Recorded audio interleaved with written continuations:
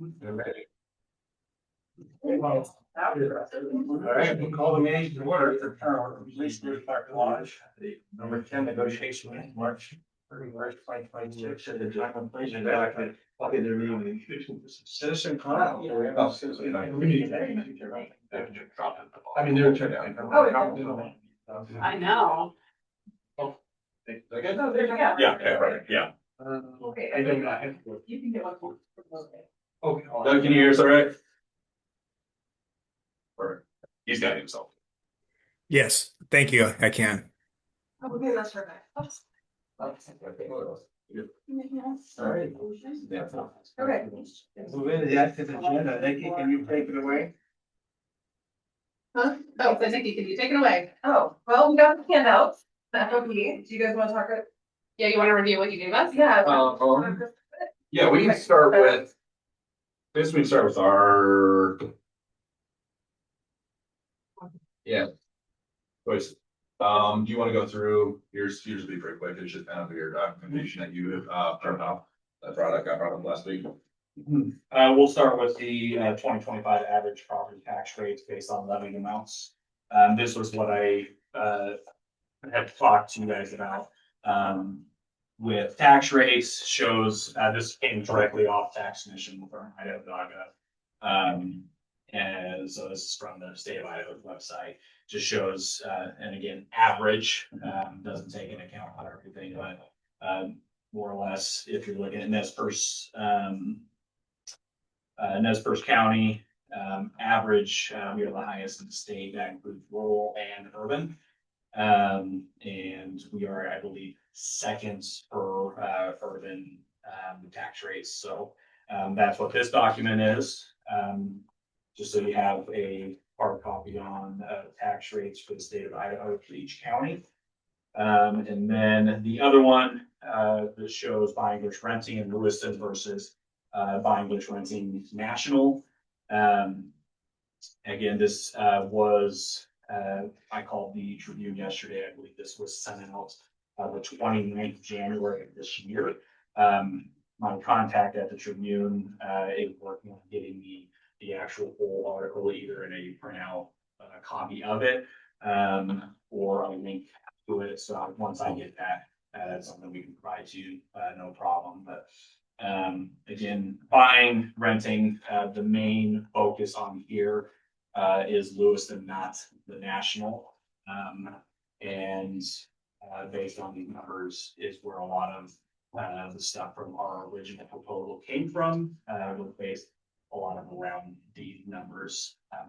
So that's what these handouts are.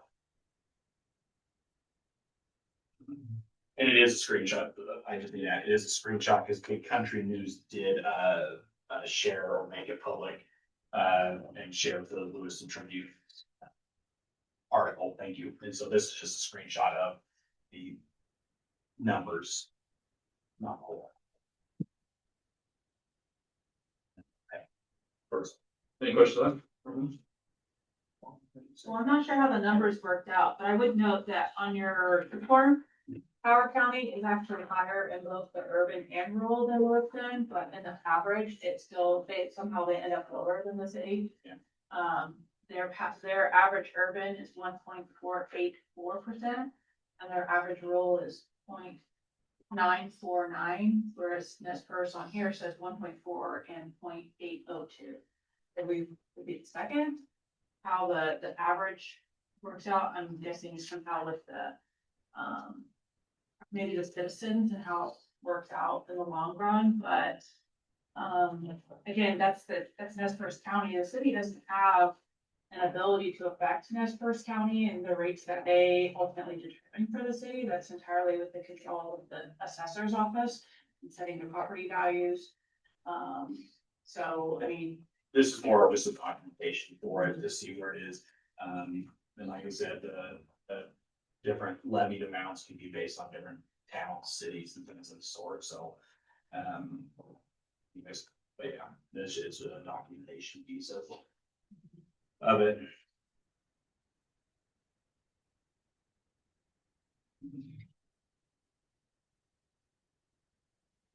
And do you know the information that Big Country News and the Tribune got their information from? Because it does say on here, the story was produced by Redfin Real Estate.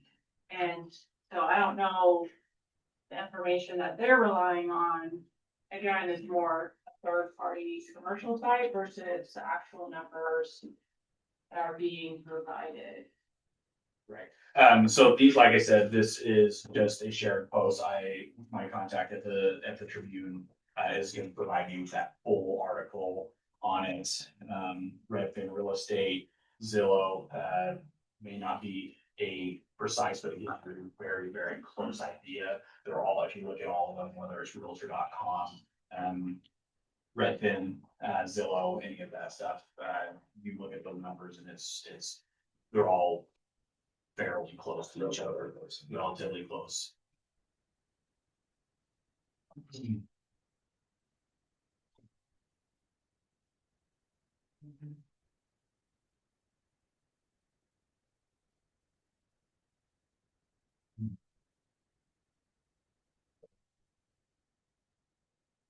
So. And there's another note, just to add to what you said, Jennifer, as far as like Powers and Nez Perce County too, is, Powers, the residency in Powers County is a little over 8,000 in Nez Perce County. We're just a little over, right around 43,000 too. So population. Back to those numbers. I mean, but some of the other stuff that I would note too is, I'm assuming it's just looking at the county rate. And so say like Lake County, they have 1.099% for their urban and 0.779% for their rural. But you also have a separate taxing district, the North Utah Highway District. They also have a volunteer fire department, so the costs, as far as, the city, and the county, some of those costs aren't within their rates because they don't actually provide those services. Sure. But I guess, again, at the end of the day, though, like these are taxes that citizens are having to pay regardless of where they come from. Well, but the point is that those are separate taxing districts that you then add on to the rate that the county is also assessing. So you have fire district, you have a highway district, you're looking at just the county. So Nez Perce County and Lewiston, we have a fire department that is included within the tax rates that we provide for a city of Lewiston. And there's not necessarily a separate service that's being provided. Streets is this, or public works and roadways, it's the same thing. Nez Perce County does not have a separate highway district. So they're gonna incorporate the costs associated with the highway system as a part of their taxes, whereas Latah County, that's an entirely separate taxing district, so that's not gonna be added into their rates. So you're gonna have the Latah County rates plus the North Latah Highway District. So that's a separate number that you're not seeing, but the people that live there, they actually pay that amount in addition to the county. Do you understand what I mean there? Yeah, And so the same can be said on our side. So this may not include all of our tax rates as well. There could be a separate taxing district that may not be reflected in this, is what you're basing your argument on. Yes, but like Okay. Nez Perce County doesn't have a highway district, so you're not gonna have that tax district. Okay. So again, it's not, I mean, I'm not saying school districts, because everywhere's got a school district and we've got a high levy rate for our school district. But if you're comparing the services provided by the government versus the services provided by the government, and at least for Lewiston, we provide a lot of services in-house that these other areas that you're looking at, they don't provide themselves. They have an entirely separate governmental entity who levies separate taxes. So it looks like it's a smaller number, but once you add all the ingredients back in and compare, a full service versus a full service, we don't quite know what those numbers will ultimately be, and that the people living in those areas are really paying a higher rate. You're just looking at an isolated thing because you're looking at the title of the tax itself. Now, if like a separate tax bill versus a tax bill, and you're showing the full taxing of an area resident or wherever they're at, that might be a little bit more informational. But just saying this county tax is different than that county doesn't take into consideration the services that are or not provided by that county. like Kootenai County, they have an ambulance taxing district and they have, all these other taxing districts that are separate from the county itself. So they look like they have a lower tax rate.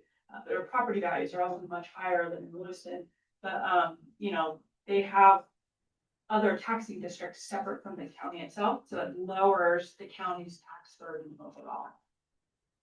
I guess at the end of the day, well, I mean, whatever the numbers look like, is we're basing, like Tyler said, we're basing our, back to where we came up with it for our pay. And also is what we're looking for our officers and other members within the department to be able to make a reasonable living in the city.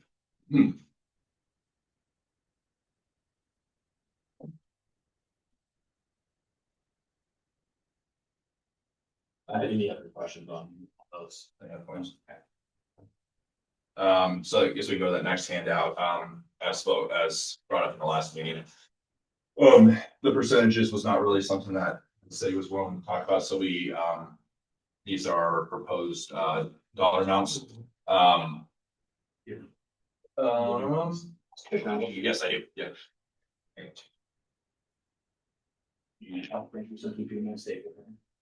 Here, this is almost similar, so I just think I have the right one. So I just made a symbol as I put the highlighted changes. The on the communications, I also added the communication / field training officer training coordinator. Right now, like we talked about, we don't have a communications training coordinator.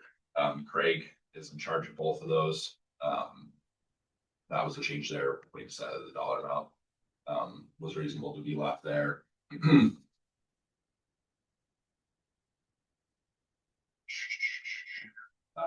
I guess what we can do is, if instead of just talking about what's right in front of everybody, if anybody has any questions or thoughts, as we can go down those from the city side of the table.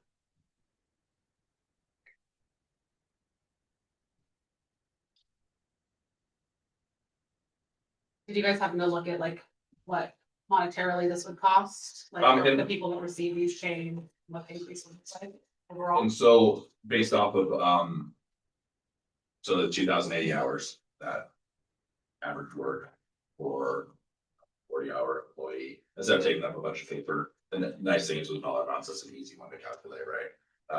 So I didn't put them on there, but we did, we did look at those. I guess this does an entry question. I mean, kind of. I guess I was just curious. Did you say, is it a $50,000 increase for the department across all employees, or? So we didn't get as far as breaking it down because not everybody's going to be entitled to these, right? Right. We have some.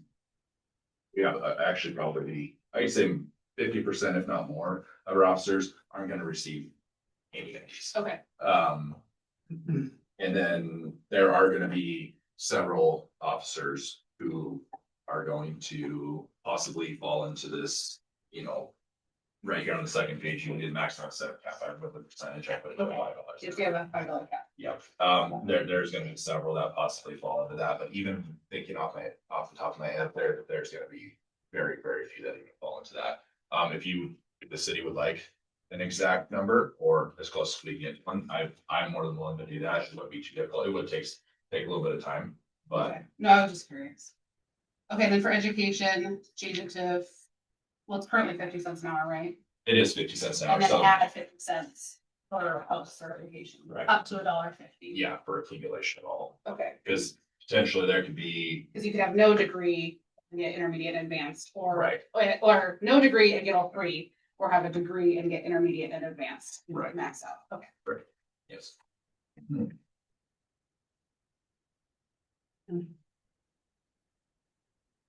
I think I'm still having a hard time understanding. So the FTO that currently exists is 2.5%. Is different than this proposed pay, or are they the same? So this is the coordinator, this is the head of the FTO program. Okay. Yeah, so the 2.5% is the field training officers or the communication training specialists. And So like, then that 2.5% FTO, CTO would stay. correct, And that then would, the coordinator would receive this on top of that or No. in lieu of that? No. Okay. They only receive the either or. It's always Okay. either or. We don't have a CTC right now. I know that the last CTC that we had, talked about that this position was essentially restructured. Yeah, everybody's gotten it. That happened, so. That the CTC position was restructured to be removed from the department is what we were told. Yeah, right now we just don't have it. I don't know Okay. if it's been moved right now on Rick yet. No, it hasn't. I mean, it is in the proposed contract, but it is still in the current contract, so I think as a section, we would not want to lose a potential position because there's very little movement within the communication section, so that's a loss of a potential move up for somebody in our section. So you guys And wanna is there keep only it one of keep it each the same? coordinator? If there was a. Yes, there would Okay. only be one. Okay. I would assume that the CTC would take over the training program from Craig. Cause he's the training sergeant for the whole department. And then under that umbrella falls the FTO and the CTO program. Okay. Thank you. Okay. So you basically wanna just make sure you keep it in there at the same rate, in case the position moves back, Yes, in case we or is reassigned. is reassigned to somebody, yes. Because currently, right now, Craig's doing both, and he's not compensated at either the 2.5 or the $1.50. Correct. He just gets his sergeant pay. And then you wanna keep FTO and CTO the same at the 2.5% all the time. Yes. Yes. Okay. Is there always a Just big making number sure. of those as well, the field training officers, and Mm-hmm. we Can that fluctuate? it can, but not by a large percentage. We had 3 or 4 for a while, and then we just added a 5th one. For your guys' side of the house. Yeah, we just added a 5th one. And we have 5 as well. Right? Yes. Yeah, we have 5 as well. Potentially could be adding one in the future, but there's not really a need for a 6th. I think that, does that fall into your discretion sheet? As far Yes, as- exactly. It's just. It's the most part, Right. And even, yeah, you're kind of right in the near future, because all we got is Arcane coming out, and that's it for the next phase, so yeah. Right. And even if we had 3, we would be able to manage that with 5 that we have right now. So, Yeah, like, ideally, I'd like more than 3, 4 at a minimum, I'd say, for any one time, but yeah. right. And then those are positions that you don't have to apply for necessarily, but you have to do like a letter of intent and interview and go through a Correct, selection yeah, process, Yeah, right? and then we have to, it's a week-long training for either side of the house communications or Okay, Yeah, FTO. just because you want it doesn't mean you're gonna get it. right, right.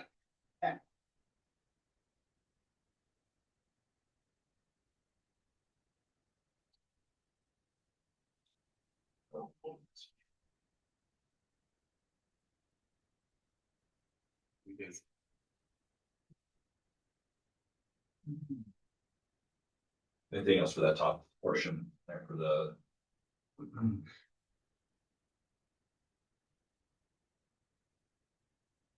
And again, it would say the same as far as like SWAT, the proposed compensation would also be a little for booking the $500 physical training incentive only for SWAT members. So you'd still be able to get it, it would not Yeah. on SWAT. Yeah, still available to all other, By yeah. testing.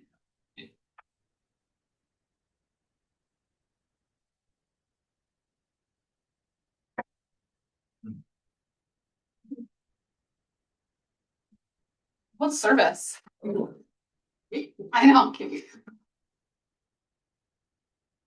So can I ask a question? Just to help me decide. Listen, at least tell you how I look at this. So if we just say the LPD in general and for everything, but if we want to just break it up and just talk about FOP, the portion of the cost for the department. The city is going to have the capacity to increase the budget by X amount. And I can't tell you we know that because we still have to run the numbers and everything. And so whatever that dollar amount is, that's what we have to work with.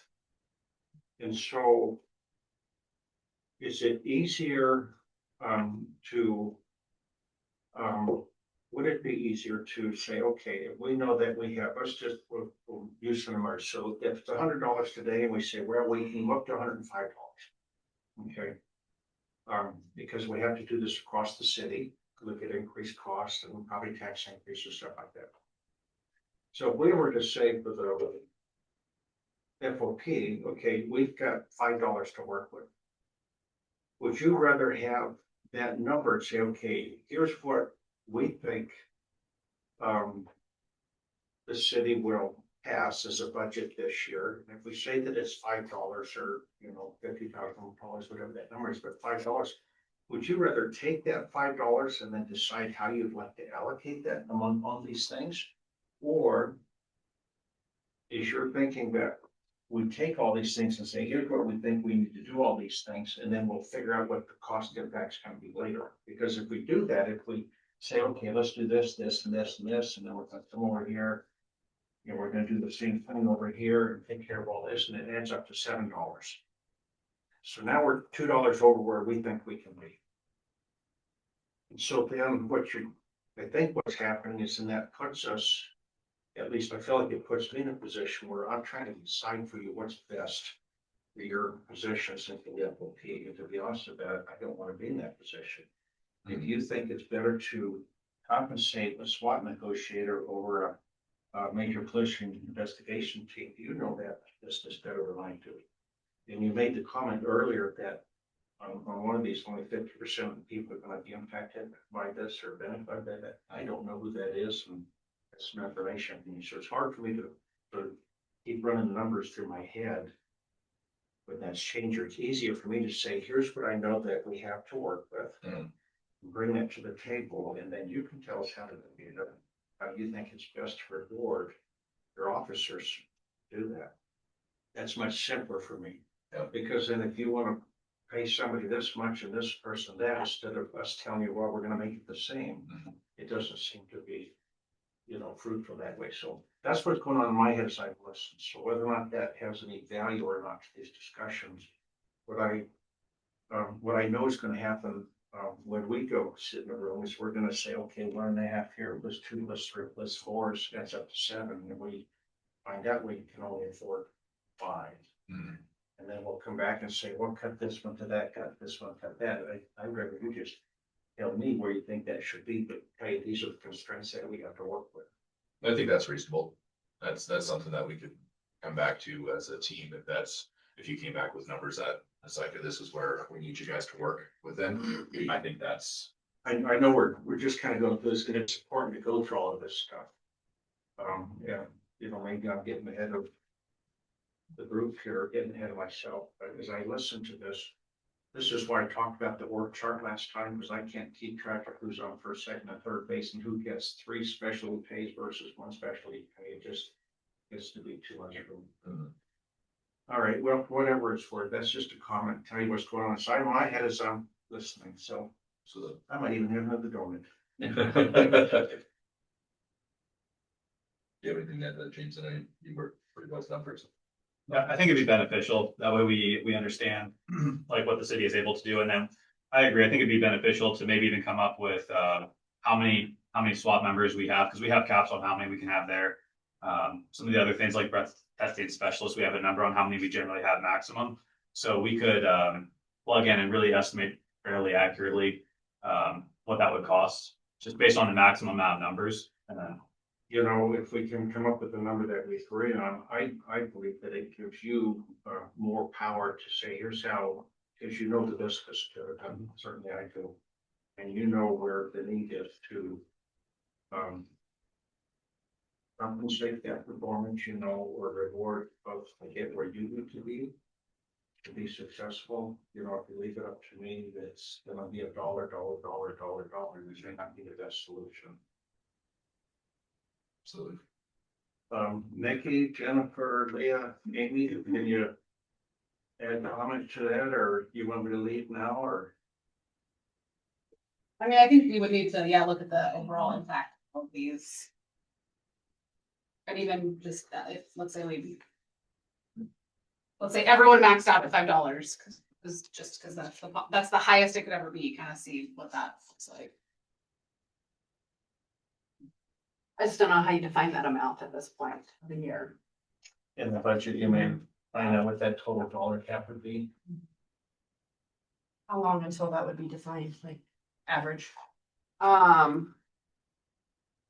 Well, I work off last year's numbers until the county gives me something more solid, which is around the 20th of June. And then we won't even have our payroll constructed. I mean, Carolyn's actively working on it, but it takes her a long time to do it. And not because she's slow, because it is a lot of work. We're waiting for census reports to come back now. When I get back from my training, I'm planning on sitting down and we're walking through those with her, and then she'll start taking the positions that are currently in the payroll budget and reconstructing them for any changes, so turnover, any kind of like if somebody promoted and then somebody new came in, those kind of changes. We're looking at mid-May. Early May, mid-May.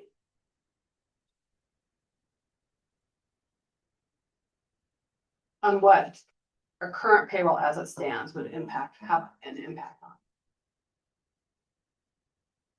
Lift in property taxes for the next year.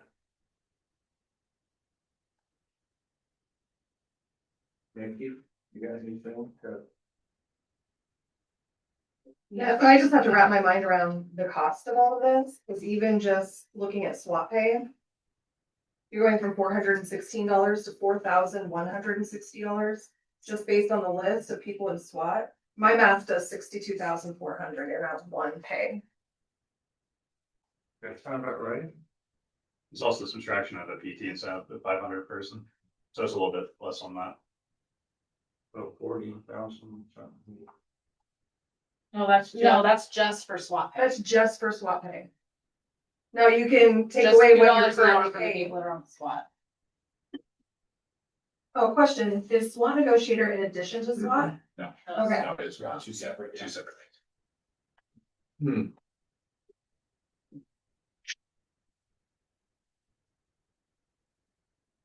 You're still in the 50s. If you did. I'm confused. Wow. Be a lot of it. You're at least $45,000 additional. So just in swap pay. To answer your question, an exact number, so it's not just Lewiston SWAT, it's Lewiston Regional. So we have members from Clarkson PD, Nez Perce County, I think, No longer Nez Perce County, Sutton County is, no longer in Sutton County. no longer Nez Perce County. They took once, we have one, sorry. It's like, yeah, we have one. One way. Negotiators you have. Well, we have 14 people Yeah. currently receiving SWAT pay. Yeah. So 14 times 62,000. That's negotiated, right? Mm-hmm. Negotiators included, okay. So the negotiator would be taken away from that position, because I believe we have 4 negotiators, from my understanding. I think that's right. I think it's Or negotiators Yeah, it was correct. in our department. I mean, we don't care about the people that don't work. Correct, yeah, so the 14, that would be reduced down to 10.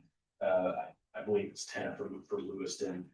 So you're looking at $41,000 for the cost per year for that change. And then if we're talking about a difference, obviously we would subtract the 20 cents an hour, so whatever, what is it, 400 and some odd dollars a year for just the 20 cents an hour. Times 10. Times 10, exactly. 4,000. 4,000. So you're looking 35. just in the swap pay, you're looking at about $36,000 based on this. So, and again, that's just what, and that would be the change in that. I guess the only point I'm making is that you've got a lot of pays here, and that's just one. Correct. So compounding, we're not even talking about pay matrix changes or even additional third pays. And that's where that max comes into play. So, again, I'll just simple math for you. Based on specialty pay, you're looking at 5 times, and again, at a base of 2080, Yeah, it's $10,000. $10,000. Yeah. So Per person. per person, exactly. And that's if they hit that max, right? So, and it takes you hit that mark. It's not, we don't have officers coming straight out of field training, the academy, they're not gonna have that $5. They're not gonna have that $5 mark, so. And I mean, even for a new officer, which we have a very young department right now. For someone to even, the first incentive on here, I guess they came with a bachelor's degree, sure, they get the 50 cents.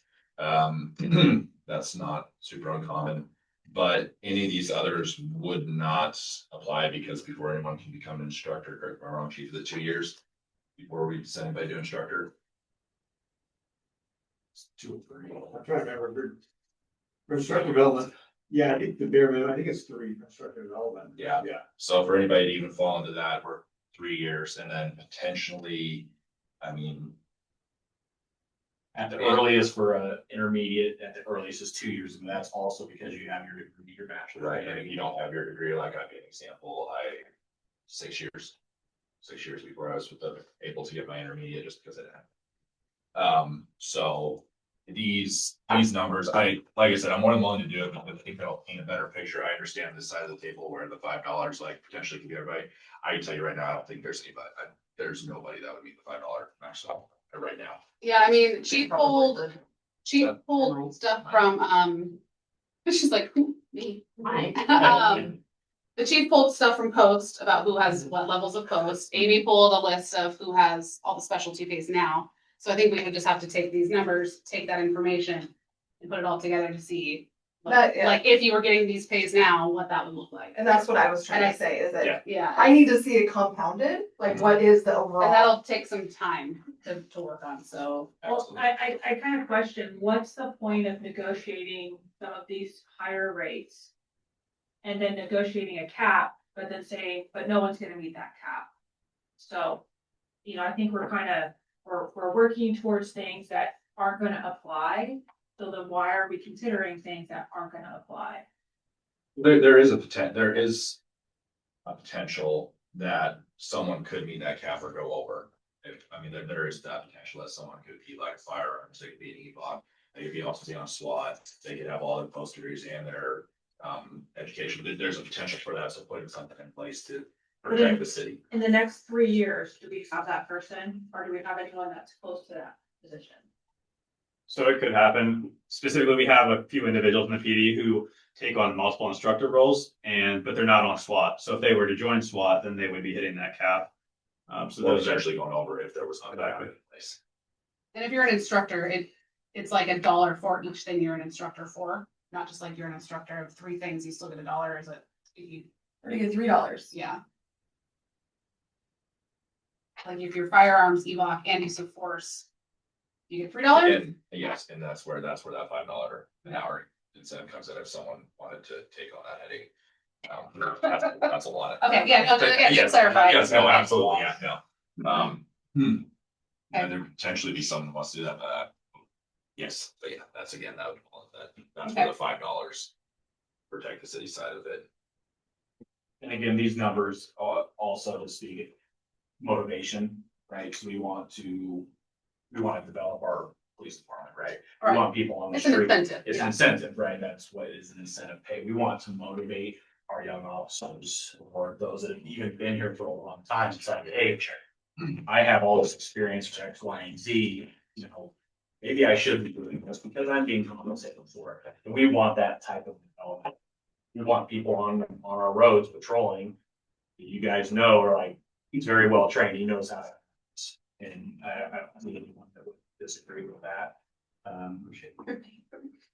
And also too with that, to speak on that, we have a completely different generation coming to work these days, and a lot of it is, okay, how is this gonna benefit me? And I can tell you that we've talked to several of these young officers, be like, hey, have you thought about doing this training? They're like, okay, what is in it for me? And they're like, well, now you take on these extra incentives and thanks. And they're like, no. So unfortunately, that's the generation we live in. I just have a question I'm gonna throw out. Is pay more of a priority than time off? Or would some of these you consider additional time off in the form of what? So for example, like, Yeah, comp time or an extra vacation, I don't know, I'm just asking the question. I think that'd be something we'd have to bring back to the body. Some people prioritize money, some people prioritize time. I'm a timer, And that's where the balance. I'd rather have more it's always time. the balance. but not, Right. but that's not everybody. I could say without bringing it back to the body, I could see potentially where maybe a comp time where we do have the option to cash it out. Mhm. If like, say, okay, instead of getting paid for it, I'm getting comp time. Okay, well, twice a year, we can maybe cash in some of the comp time. Okay. So the incentive could come from that side. I think that could be a conversation potentially. That'd be something we want to bring back to the body ask for their opinion if there was something that you were, the city side was proposed Okay. as far as that. Yeah, I think that the comp time would be a good way to appease both sides, because obviously some people prioritize money, some time off. Comp time gives both people that option. And one other thing too with the incentive pays is like he was saying, we don't strictly want to motivate people to sign up for these duties just to get the pay, but we have some senior people and even some intermediate people who've been doing it for a while. And we're concerned about losing some of them, specifically because to keep our certifications through post, we have to have 4 hours of EVOC, basically the driving every 2 years, 8 hours of firearms, and then 8 hours of arrest control every 2 years. And we have instructors currently to fill those needs, but if we lose instructors in those areas, then we're going to have to potentially send people to other agencies or try and compensate other instructors to come to our city to teach us. That way we keep our certifications current, and that could be a substantial cost for those 3 specifically. When you say that you have those hour requirements, that's like, educational, like continuing educational requirements. How often do you train? Is it like, do you do it like throughout the year as like ride-alongs, or like do you have like separated time So for for, training? so for example, like, Archon and firearms and EVOC, those are our top 3 big ones, also all 3 are high liability. We do Archon twice a year, arrest control tech, and then we do firearms twice a year. And then EVOC is once every 2 years, but we try to do it once a year, correct? I think it's, or do we just do it every 2 years? Might be every 2. Yeah. But those are scheduled. Did that answer your question? Yes. And again, because, what James was saying is, right now, yes, we do have instructors in these roles, but if we were to lose these instructors or they were to stop instructing, so we would have to pay for someone to come in, because these aren't things that we can't not do. Right. Or potentially even at a higher cost would be sending someone to a different agency or different area to do EVOC or Archon. Taser would be another one. You taser once a year. Every year. Who's the taser instructor? Right now it's Officer Ken, Corporal Ken, sorry. And I go May 4th and 5th. So you're doing it. Yes. I just see that he's a certified general topics instructor. He's in for this couple years. That was from post? Yeah. Oh, good. Yeah, that you want to put in more, just. I didn't see anyone on here for taser or Archon. Yeah, that you have Zach Thomas and Will Thompson are con instructors. They actually just came back, I think, was it last year they went to a refresher? Yeah. And they don't have anybody on your list there, Jennifer, that's Archon. Not that I'm seeing yet. Okay. All right, well, it's good to know what they'll do that. And then also too, I don't know if it was spoke on, but, and I put it in. So in order for someone to become a instructor, they can't just go and take an instructor class, they also have to go through instructor development and pass that. And then also these compensations would reflect on certifications that were saved as an instructor. So if you're receiving actual instructor certification, but for post standards, you cannot teach classes unless you become gone through instructor development. I think we did talk about that last week. And then a question on that, for all of that training, the applications and those costs, are any of those personal costs As far as, to do those instructors? So if you go to the training, are you paying personally an application fee? Are you taking like your personal time and doing any of that? Or is that everything, is that something that's entirely covered by the city or paid through the department? Some of it is, generally the formal training, like the required training is paid by the department. However, you do have Archon instructors who have their personal gym memberships who are going to essentially like these schools who are getting way advanced training, which puts them far above what the bare minimum would provide. You also have firearms instructors who frequently go to the range on their own time, use their own ammo to help their proficiency. Some instructors will also go to courses on their own. and pay for those out of pocket. Again, it's part of it's just their personal interest. That's what they do, but it also provides great value to the city. The gym membership, you said, is that, what, is the gym membership related to being the instructor, or is it more of a personal preference thing? A lot of the Archon tactics that we're currently learning are directly from more or less that membership. It's the same sort of like jujitsu sort of training. So a lot of it's very, very similar. But I guess my question is that membership a direct requirement as a part of maintaining that? Or Yeah. is it more of, it's a personal preference kind of thing that, helps them remain efficient and to keep those tactics fresh? Correct. Everything required would be paid by the city. The stuff that's paid out of pocket is kind of like extras that officers put into it, not required. Now, if the city happened to have a gym facility available, as an option and people chose somewhere else instead, I guess, I mean, if we had that facility available, would there be, I guess, a preference over somewhere else? Or something where, you know, they would use the facility if it were available? Yeah, I know previously, there's a number of people in the PD that would use a city facility, I believe.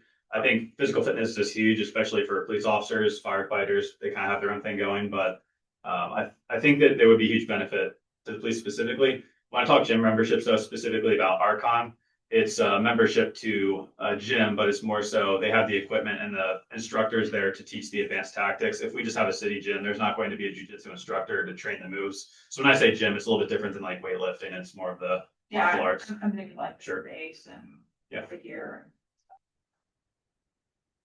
Do you know on average how much that costs? I believe they're $90 a month. Depending on which gym they go to. That's what it is.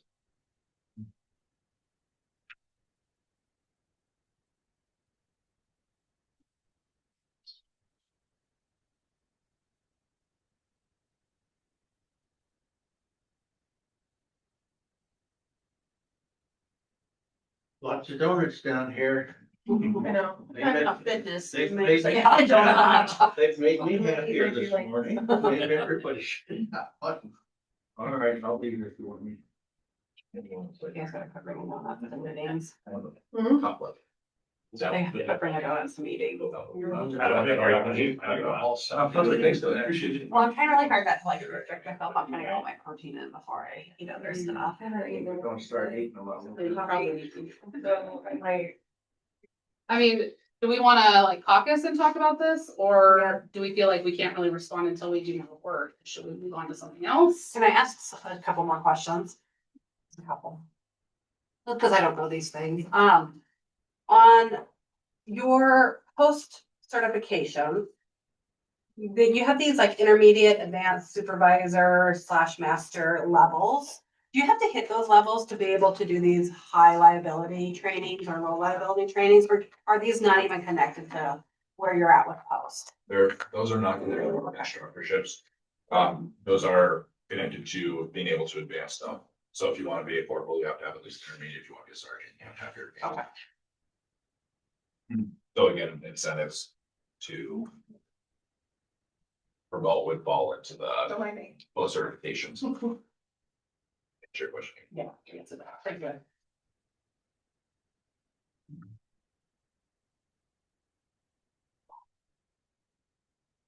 Decisions. No. Gotta pick the right one, so we got one chance. Well, they're cut in pieces, so you might. No, you got lots of chances. You could even cut them in fours and then like have There's fruit. first to make. Oh, I got the We have someone at City Hall, there's like a box of donuts in the break room, they'll come and they'll like cut them in quarters. And like sometimes I jelly laugh in at it. it. Then They they want want a to whole be donut. That's what I'm thinking. The bigger one.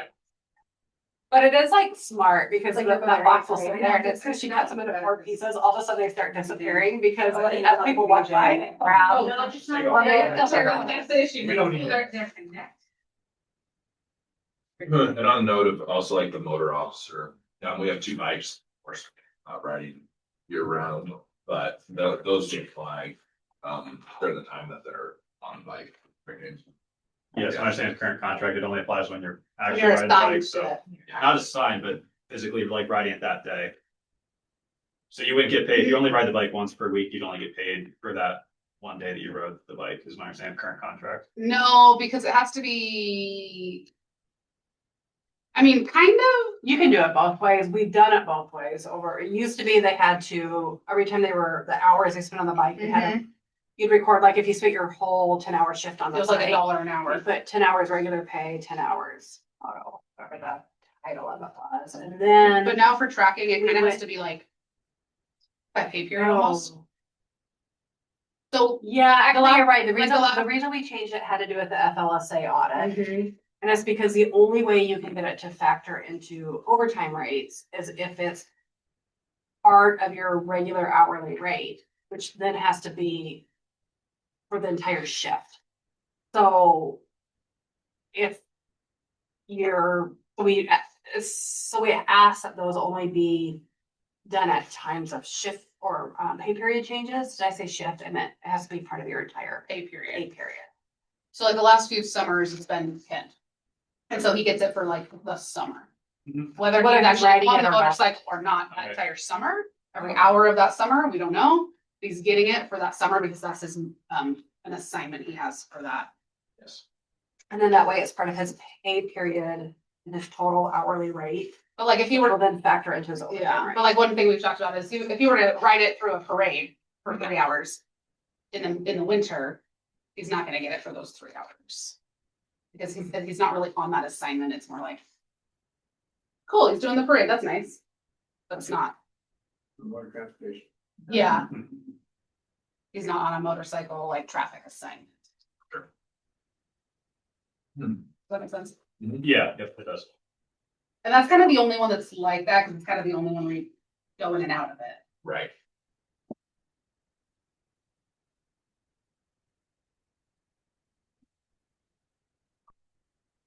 You guys want Congress?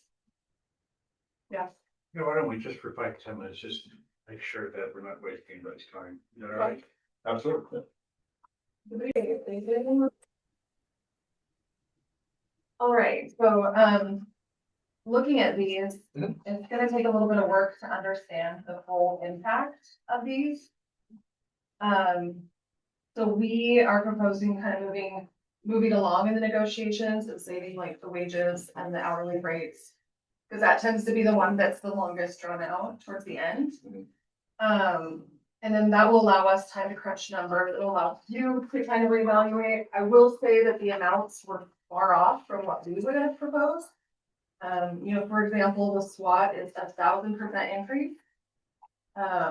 So we don't have any numbers to propose to you today, but what we would have proposed would have been quite a bit lower. So, that'll allow us to at least see what the overall impact would be. And then hopefully come with a counter proposal. Yeah. Okay. Next. Do you have anything for us to work off of, You mean like number of positions and stuff like that? as far as like financial, like what's more reasonable or? Forecasted or. Oh. I mean. I don't know. I'll tell you this, when we're going into this budget year, it's gonna be a tough one for us, because our state shared revenues are on the decline. They've declined pretty significantly over the last couple of years. So the mayor and I have to look at how do we replace those? Well, the one and only other revenue we have is property taxes. So we already have a correction in our existing budget we need to make from property taxes. And based off the legislative session this year, it doesn't look like state shared revenues are gonna improve. So we're working through that. And when we look at what the city can increase in our property tax base, we're looking at, like 3% equates to about 750,000 roughly. And that's our max amount we can increase our budget. So we've got other revenue issues we have to take care of. And then we have COLA and step increases citywide that we have to account for within that 750. When I looked at your proposed pay plan and just did it off like all step one officers, and the number of officers you had, I think I just did a rough number, but like 60. it was, I mean, that in itself was $680,000 of an increase, like that's pretty much a full, but that was just step one officers, I mean, everyone was in a step one officer pay grade, and that doesn't count specialty pays or any of that stuff. That's why we're saying we're pretty far off on what we feel we can, you know, between where we feel we could provide and what you're asking for. But we're gonna go through those numbers. And we're working through the budget process now. We go through and the reason it takes us so long to do our payroll budget every year is because we completely build it from scratch every year, because we want to make certain we capture every savings that we can. Such as like, you know, turnover creates savings when someone retires, somebody comes in, there's savings there. So those are just kind of numbers we don't know yet, but that is where our constraint is. When we look at what we can obtain through property taxes is about 750,000 annually citywide. So. Can you give them an example of state shared revenues? I don't want to assume that they will, but for example, you know, liquor. Yeah, there's a couple that we receive, and there's a couple of things that have impacted why we're seeing a decline in those, as we have sales tax that the state shares through all municipalities and counties. And then there's the liquor sales as well. Everyone gets a piece of the liquor tax. And about 4 or 5 years ago, they redesigned their calculation, how they prorate it out. And we were on the losing end of that. This impacted the city of Lewiston pretty significantly. But we still expected to see some modest growth in that over the years, like maybe 1% each year, but it's actually declining on us. I think that's a combination of we lack growth here, and then the state in itself has just declined on those revenues in total. We started making their own moonshine, sounds like. And then, yeah, and the liquor, like they redid that formula too, because they diverted a lot of it to the courts, which makes sense, so that they had more money in their court system. And then that, our new allocation was fixed about 4 or 5 years ago, but since then it's dropped off significantly, which is odd, because you would think those sales would just keep going, or that one I can't quite wrap my head around why we're declining on that one. Okay. Liquor nationally is actually declining. More mocktails, less cocktails. It just puts a little more pressure. Yeah. on us. Yeah, So, Gen Z, I don't think they're big drinkers. State shared revenues like liquor tax, in fact. Neighbors. You go get a little gum. Legislature considering Huh? today, I can get an update, but citing another $1.2 million out of that. Doesn't seem like a lot of, and that's your cost of things, that's not a lot of money, but you divide it up among the 200 cities and the 44 counties, and it's another way to kind of erode that base. We've lost revenues too locally, where Nez Perce County has not contributed to our road and bridge fund for probably 3 years now, to the tune of $354,000. Which means you have less and less money to fund those activities, which comes from property taxes. A lot of it, we get grants too, but there's a lot of pressure between the inflation and other things, and that's not to say that you are ranked lower than any of that. It's all in the mix, and we just have to try to find the magic formula to get through that. So. And with our state shared revenues, we've been watching it the last few years, thinking it would level out or kind of correct itself. And it's just unfortunately not. We had other revenue, like I've got every idle dollar that we have invested. So we've been kind of subplanning that currently with investment earnings, which has been great for the city. But now we see the market dropping on interest rates too. So I can't lean on those to compensate for this anymore. So I have to start correcting them. You're just part of this bigger deal. Yeah. It's like you pull a thread here, it pulls a thread there. So that's what we have to work with. So. Absolutely. Okay. So you guys work with your numbers. We'll do the same on our side of the table as far as the dollar amounts and like equal and stuff. Right now, I'm gonna work off what we proposed and kind of collect our numbers, like I said, as far as numbers that we have for instructors, SWAT, things like that, to get look at what we have. And then we can convene back on that. Did you guys happen to look through the? Oh, no, I was just gonna say, if we can provide you any information like employee census and who has what too, just let me know. Okay, absolutely. I appreciate that. Were you guys able to go through the draft contract that Jennifer provided on some of We did. the items? We did a little bit. So on the note of that, I think are we gonna move on from? Yeah, I mean, if you guys are comfortable with that, I think this is like a bigger conversation and some math needs to be done. Sure, no, absolutely. I guess one thing that we were a little bit curious about, maybe Leah and I, are you more concerned with like increasing these special pays? Or is it something that you're more concerned with an overall pay scale? Where you're affecting everybody versus just these specific groups? I mean, we would like it. Of course, I'd be lying if I say it was a combination of the two, right? Mhm. But as James said earlier, is having some incentives, would greatly benefit this department, and I think would also give retention to, potentially have like any bosses who leave with all this knowledge and instructorship to another agency where we start investing in our people, and also gives, incentive for people to stick around. I think that creates longevity in its own way. The pay, everybody's gonna always want more money on the back end, right? Not everybody wants to be an instructor. But there are things in here that will benefit people as far as like the certifications and stuff. Those will benefit people whether they want to be instructors or not.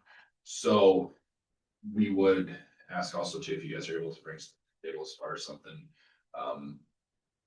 that makes sense pay wise. I know ours, I think you guys were pretty upfront with the pay scale that we proposed, and that was really not reasonable. But if there was something that we could get from your side of the table, that would maybe be more reasonable. And then also, like the mayor brought up earlier, hey, we can work within this dollar amount. How would you like to spread it out across that? Yeah, that kind of begs my question, because like, if you had that, everybody could win from it. Sure. That you wanted to spread it across everybody. Yeah. Versus making these significant pay increases to 14 people. Right. Or 5 people. Yeah. You're now allowing everybody within your FOP to gain in something. Sure. So we were just curious, is one more important than the other? Or, you were talking about livable wage, you've been talking about taxes. That leads me to think more of your pay study or your pay scale versus these things that may come and go, or some might have and others don't. Sure. So I guess we were just more curious than anything. Yeah, I think that'd be something to bring up to probably the body as far as a conversation of what we would prefer to see. But if there was, Like if the budget was limited, Like if there's that much money. where do you want it to go? there is no limit. I think So that, I'm kind of hearing like a mix of like, wages, but then also maybe a focus on the incentives that kind of reside with your more, sorry if I use the wrong words, but maybe more skilled or veteran, like, knowledge. Correct. I think that's actually a good way to say it. yeah, I think that we would, obviously, we want to give everybody a little bit of something, but we have certain instructors who don't get anything for those instructor duties that they perform. So I think that needs to change. So if we have to siphon a little bit of money from everybody to put it onto those people that aren't currently getting compensated at all for the instructor duties, I think that would probably be a sweet spot if I had to guess. Yeah. So like, Well, and we do see value in those instructors, so that is one we're definitely gonna look at. so it sounds like for me, you guys have been talking a lot about the special pays that you don't have versus the ones you currently have, meaning the instructors, the certifications, those ones where maybe more people could benefit from. Sure. Okay. Okay, and I just have to ask. Are you open to getting rid of the physical incentive training completely?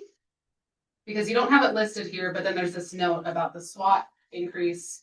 So the know that, no, that's the benefit that we want to keep for other members as an option. But for just them to keep do. it as is. You're not proposing a change to that one? The only change that would be is if like the SWAT, if we came to agreement on SWAT, that you would not be entitled to that PT incentive. But everyone else would at the same rate that it currently is. Correct, that $500 would be available. The to- 25 cents an hour. Yes. Looking at it right now, outside of SWAT, it seems like there's only two other members that even benefit from that. Right, yeah. So I think initially it was supposed to be an incentive, like an encouraging. Mhm. I don't know. Maybe we can talk Do about you that a feel little like bit it's more. incentivizing? Chief, do you feel like it's incentivizing? Well, like we talked about, I mean, there's more than just two, they just haven't submitted the paperwork yet. So I think. Well, I'm just saying currently. Oh, yeah, currently, I know, but now Based off if those it's 6 or pictures 7, I that think were they're. done. Bruce, Yeah, but they just tested last week or the week before. Yeah, we're waiting on status changes. Exactly. So I like the feature. I like that. And it seemed, Okay. it seemed like there's a lot more in this last go round than there has been in a while. Okay. So, I don't wanna see that go away for, Okay. our members. Okay, what about any, just moving off of pay, now we have a better understanding, what about any of the other items in the contract? There were some that were changed, like the at-will, the, time earning overtime, comp time payout, Yeah. I don't remember. I mean, That's funny, you're Yeah, I bringing up guess- you're bringing up the big ones. Mhm. That. Well, stuff. because, I mean, I think that's, are there any little ones? No, in James brought up a good point, is the little ones are as big as the big ones. But there are, yeah, that's good, right? Yeah, yeah. I'm looking at it in totality also, right. it's like importance. Yes, exactly. So on the note of that, kind of before we go to jump into this conversation is, I think with that big of a, with the contract pretty much almost be completely rewritten, the 30 days is a lot to ask for. So is the city in agreement that we are, I mean, with the contract, I mean, we're scheduled for the 13th of next month to be done. We need that, like I said, we need more time. This is a lot. Is there any issues with that? I'm looking at you, Mayor. No? Okay. Because yeah, to continue, maintain a good relationship with the city. I think No, you don't have issues extending the timeline, or that you think you can make it in 30 days, okay. Okay, yeah, I understood that differently. The little ones are not changed, the big ones. That's what I heard. Perfect, right? Make all the sense. Would it be easier to like start from the beginning of the contract and work our Kind way of just go through? article by article? Yes, and I think I would like to, unless the rest of my team has something else to say, so we can go through some of the things that we'd like to bring up right now. Okay, And then article by article would be good, but we would ask to move that to the next meeting. okay. Yeah, so that we can go through, I mean, this contract is that Jennifer put on the table is hard to side by side comparison, because some articles are no longer, they're completely moved. So we have to efficiently go through that. Doug's been working on it too, so we would like more time on Yeah, I that. don't know if it would help for us to put the old contract up on the screen and have the If that- revised in front of you, and then we can look at what does this language say versus what does this language I can say. provide a compared between the Okay. old and the new. Yeah. if Like you- a red line. Yeah. Or- Yeah. So Yeah, maybe a red line would be helpful. That would It would be, be really that would be crazy, fantastic. but it. Red line would be very, very helpful for me if you're able to do that. I think she didn't do that because it's worried it would be like really overwhelming with all the, because every little change is on there too. Yes. You know, every double period. It does get overwhelming and then it gets in multiple colors. Yeah. Right. And usually when people see those, it's hard to consume for someone that's not used to those kind of options. Right, and we would be doing a great disservice to our members if we do not take time to. Well, and we don't want you to end up then feeling like, oh, we snuck something in, Yeah, and we don't. which we didn't, but And so what additional items would you wanna, so there's some more things you would wanna put out? As Or far as, out there? Oh, I just thought you had some additional items outside of that. no, so I just, yeah, if we're in agreement to going past the 30 days, that'd be great, so we can continue with our good faith negotiations. I mean, just, and I think that's reasonable. To do that, but, we'll be looking to Amy to say, she'll have set the budget calendar, Mhm. you know, and so we need to just recognize that, 30 days maybe is not gonna work this time around, but it shouldn't be 90 days either, so we should try to get it done as soon as we can after that. Because we have a lot of work to do to get it entered in. Absolutely, Yes, so, you know. So with the contract thing too, like you talked about, there's some big things that are going to be a bigger discussion. If we're just talking about little changes, we should be able to speed through those with minimal, Yeah. controversy. So we can try and maybe even for today, focus on some of the bigger ones, so at least feel what the consensus is.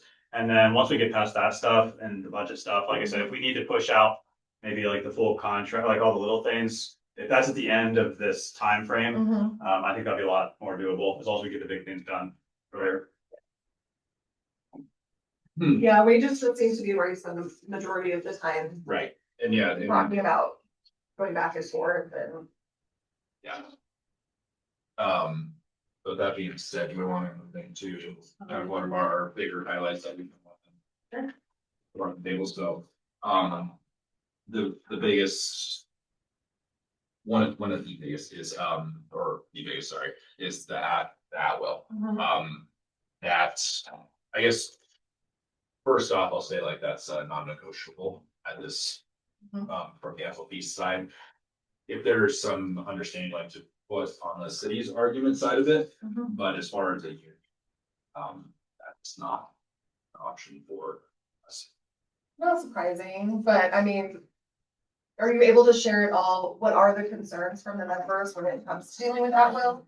Is there this idea that the city's just gonna fire people? Well, no, Okay. that. So yes, and I should say yes and no. The only thing that protects us is language and what's in writing. Yeah, we can get from you guys right now, like, okay, no, that's not gonna be the case. However, what's in writing? And that's what we're gonna look at. The state of Idaho, yes, we know that is an Atwell state. The only way to protect yourself from being at will is to be a part of a union. And that's why they're so zealously protected. Changing those few words inside a union's contract more or less null and voids the contract. Because that is our protection where we have a due process versus actually, yeah, you're gone and we have nothing to leg to stand on. Did that make sense? What I'm talking about? It makes sense, but I don't think it's what your contract has. I mean, you have all different types of provisions, right, that we've been talking about over and over, that really are what your contract is, right? As far as like at will, and we've had this conversation with other unions and our employee groups that are currently at will. I don't know that you see us firing people just every day. It's a very big decision made by the mayor. We as a city go through a formal disciplinary process, a progressive disciplinary process that's outlined in our personnel policy, which outside of the collective bargaining agreement you would go back to. I know that I think for some people, this idea of at will is scary because then you give this idea that the city's just going to terminate people. I think our city attorney would probably advise otherwise and to go through a process so that you are also protecting the city from any, bad decision making by anybody, right?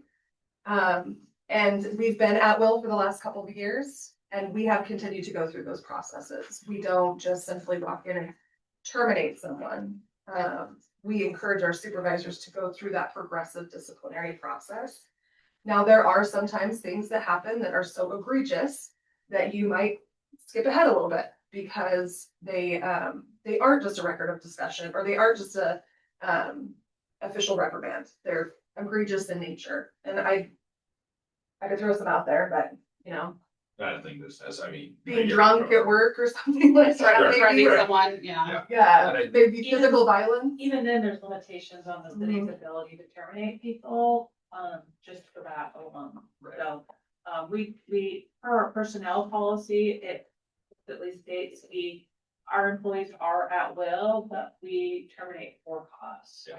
And I think so on that same note, I don't, with what you're saying is, I don't see the harm then to keeping that in our contract. To where it would just be almost a duplicate of what you're telling us from the city side of the contract. But it is something in our contract that we are going to want to protect very strongly. It is more than just semantics, so there are procedural and legal differences to those processes.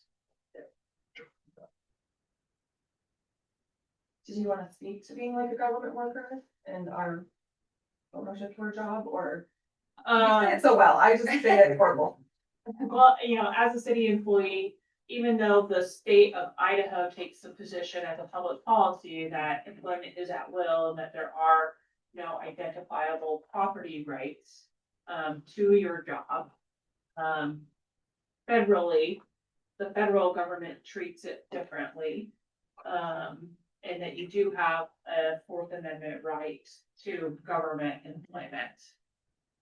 So there are protections there that, do apply to the city, other than just state limitations. And so we take that into consideration anytime anyone is being, evaluated for termination. And there's multiple things that play into it regardless of the contract language, but some of the major differences between contract language of just cause to at-will termination is the name clearing hearing. That is a requirement under for cause termination that isn't required under at-will employment. Also was the city council's direction that all of our employee groups become at-will employment. So that's ultimately a direction of the city council. And so, you know, as much as it might not be negotiable for you, it might not be negotiable for the city council. So that'll have to be something that we'll have to take back to them and address at some point throughout this. And that's something that, me and I can say for the rest of it, we're more than willing to also bring to the city to hear, you know, complete from our side standpoint as a FOP union. And to also hear what they have to say. So. Well, I mean, it was recorded. We had multiple public hearings and public meetings related to the switch from the remainder of the city to from just cause to at will. Yeah. And it took maybe like a year and a half before for them to finally make that decision.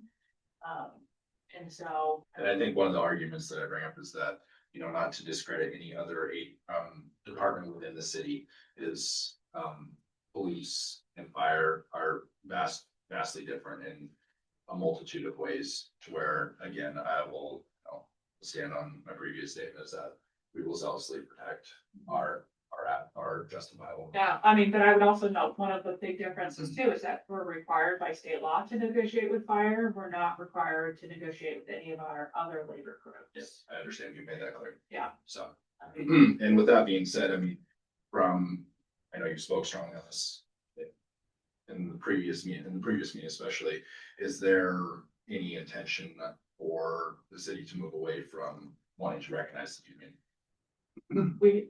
that hasn't been a discussion for us. Oh, I mean, it was a genuine question. we're at the table and we're going through, we're spending a considerable amount of staff time, you know, preparing for these meetings, evaluating all the proposals and working through to get to a contract. Absolutely, yeah. You know, at no point has there been a discussion of terminating your union. So. Okay, and it was, like I said, it was an honest question. It wasn't meant as an attack.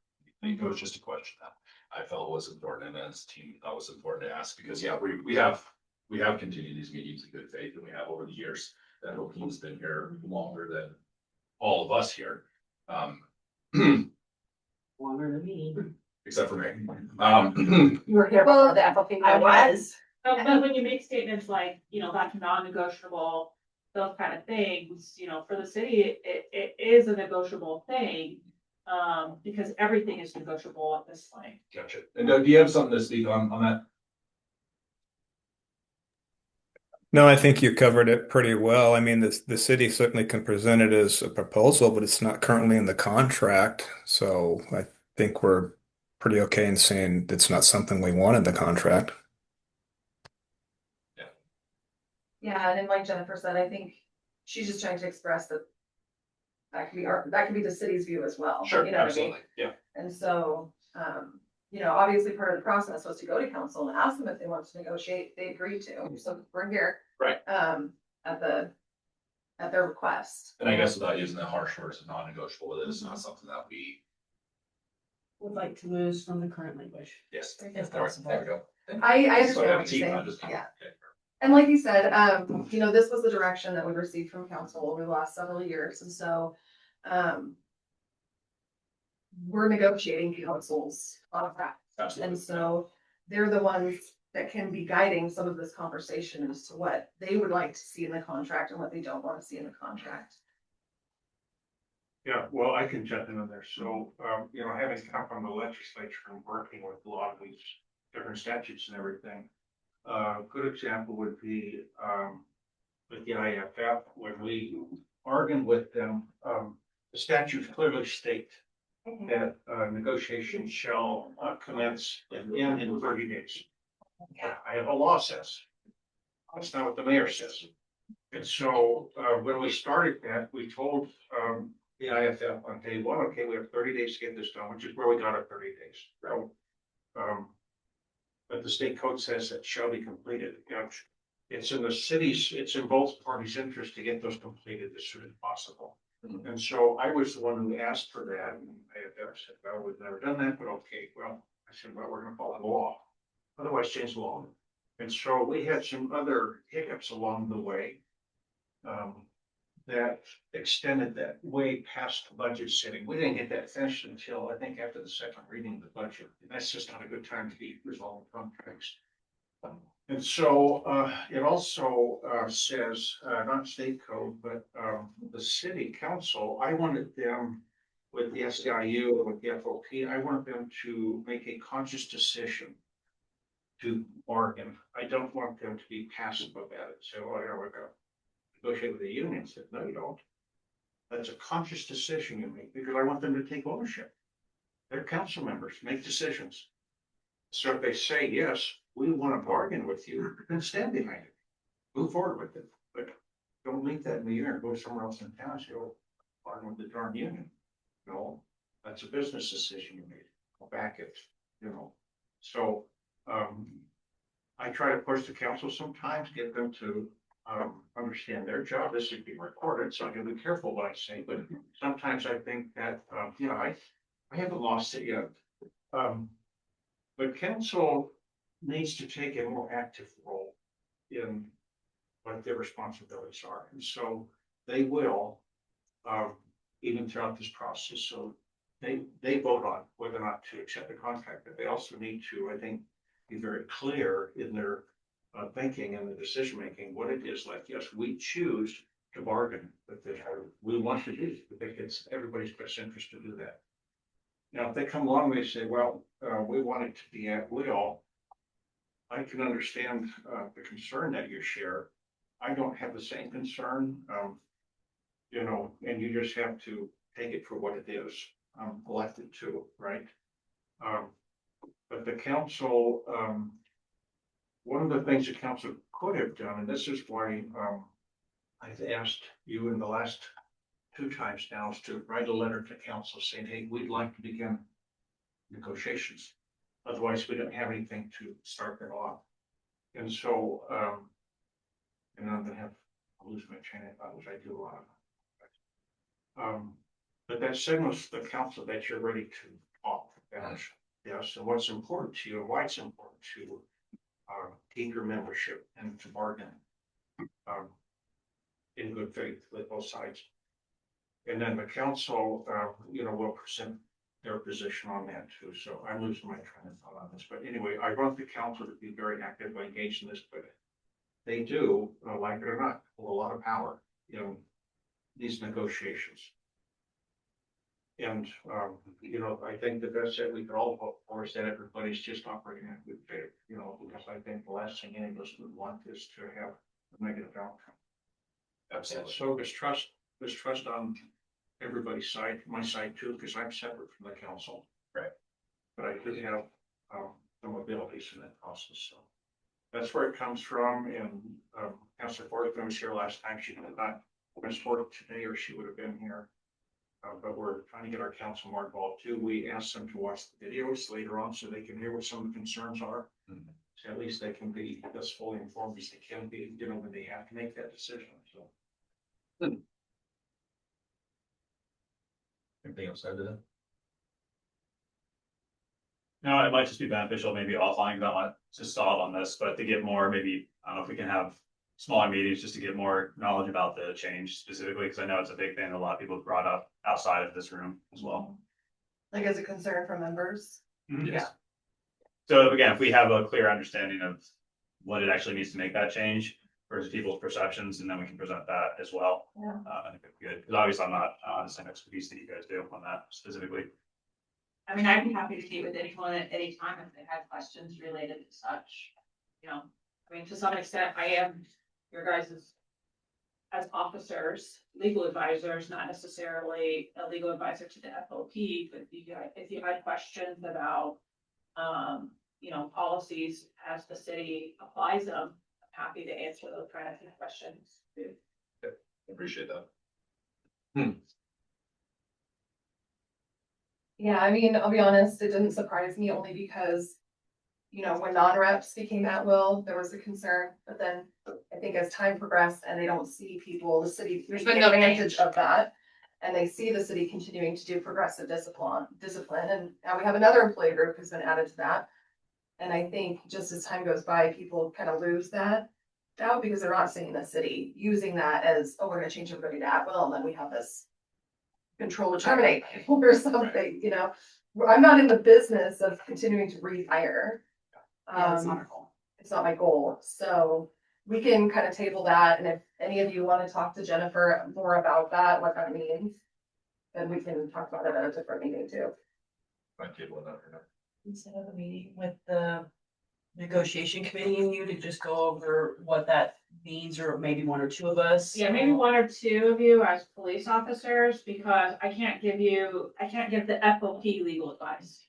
So, I would be limited there. I just want to understand what it means, like, I'm a So, information that would person, just- it's my whole job, so so. it just, I know it's like, I know in that regard, it is a little bit of semantics, but, if I'm happy to meet with you individually as employees to explain how we apply whatever policies that we apply. So, but unfortunately, I cannot meet with your negotiations team and advise you, on the legal meeting or the significance of certain policies.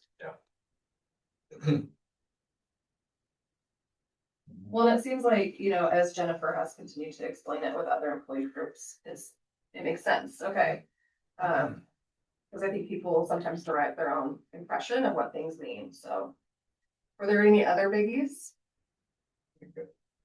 So yeah, the Work week, yes, the 40. overtime.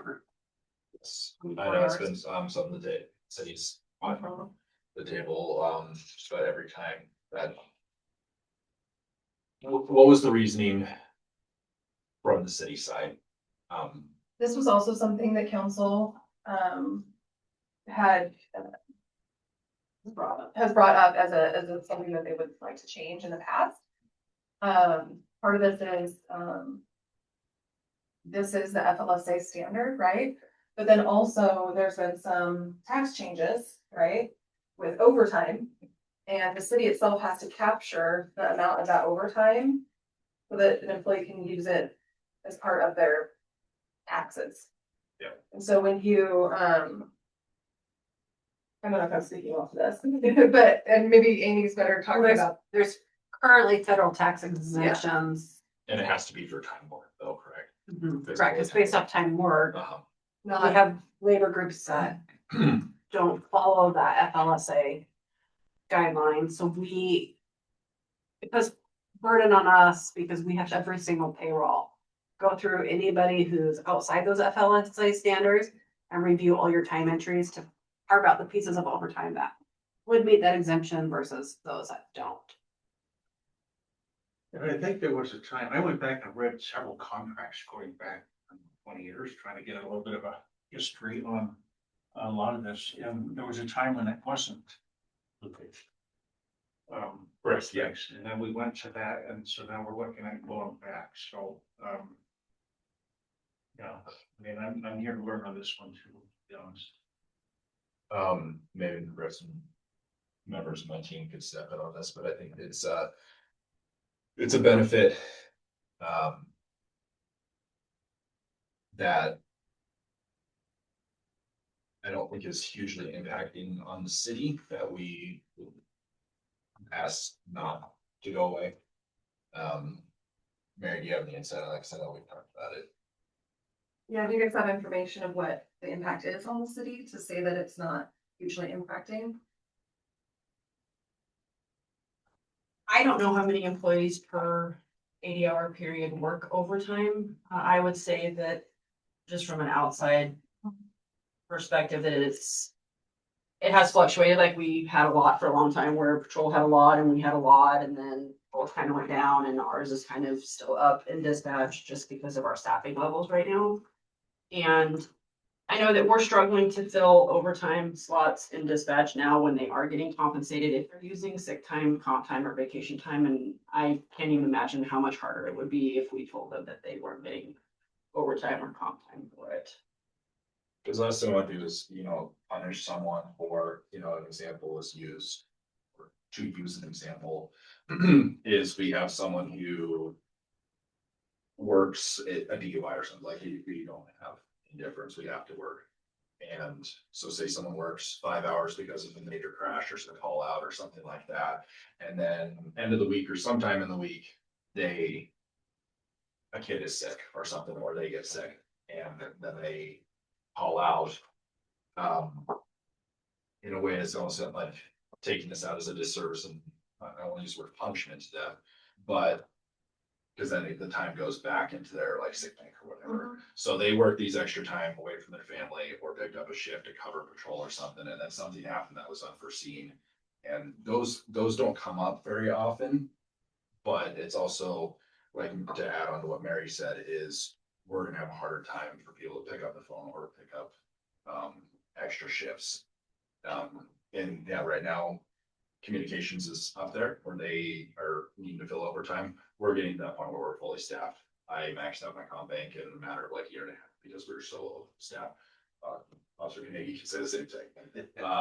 But now it's the point where we just don't really bank much comp time because I'm maxed.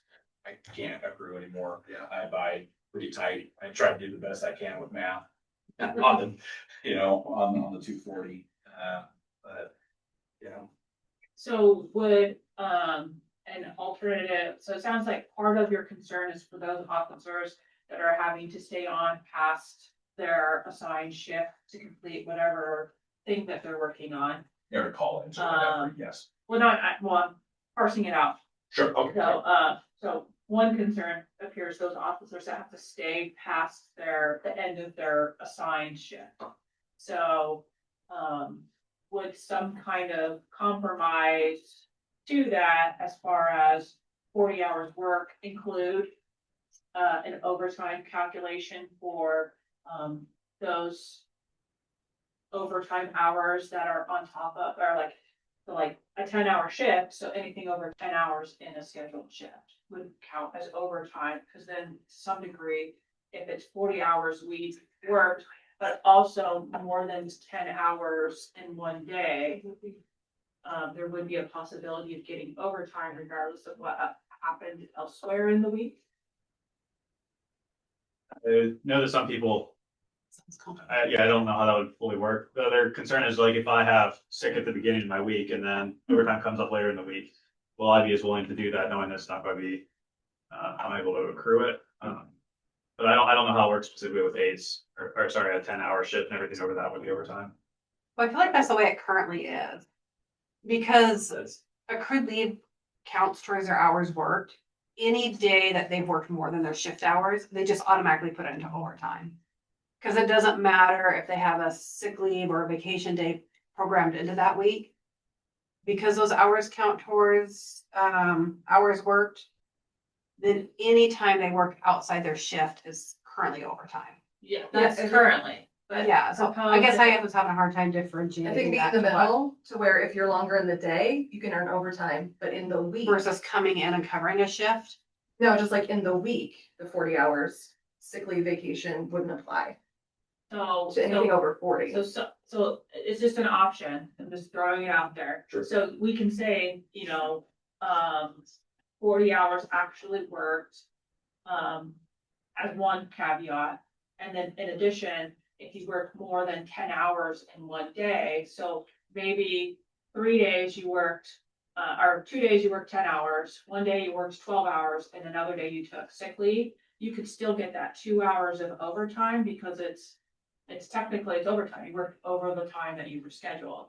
Now you wouldn't get any and then if you worked another shift that was an overtime shift, unless and until you exceed your 40-hour work week, then it wouldn't be overtime. So you could have a 10-hour day, a 10-hour day, a 12-hour day, sick day, and then another 10-hour day, but you would still only be at 42 hours. So you'd still get overtime only for that 2 hours.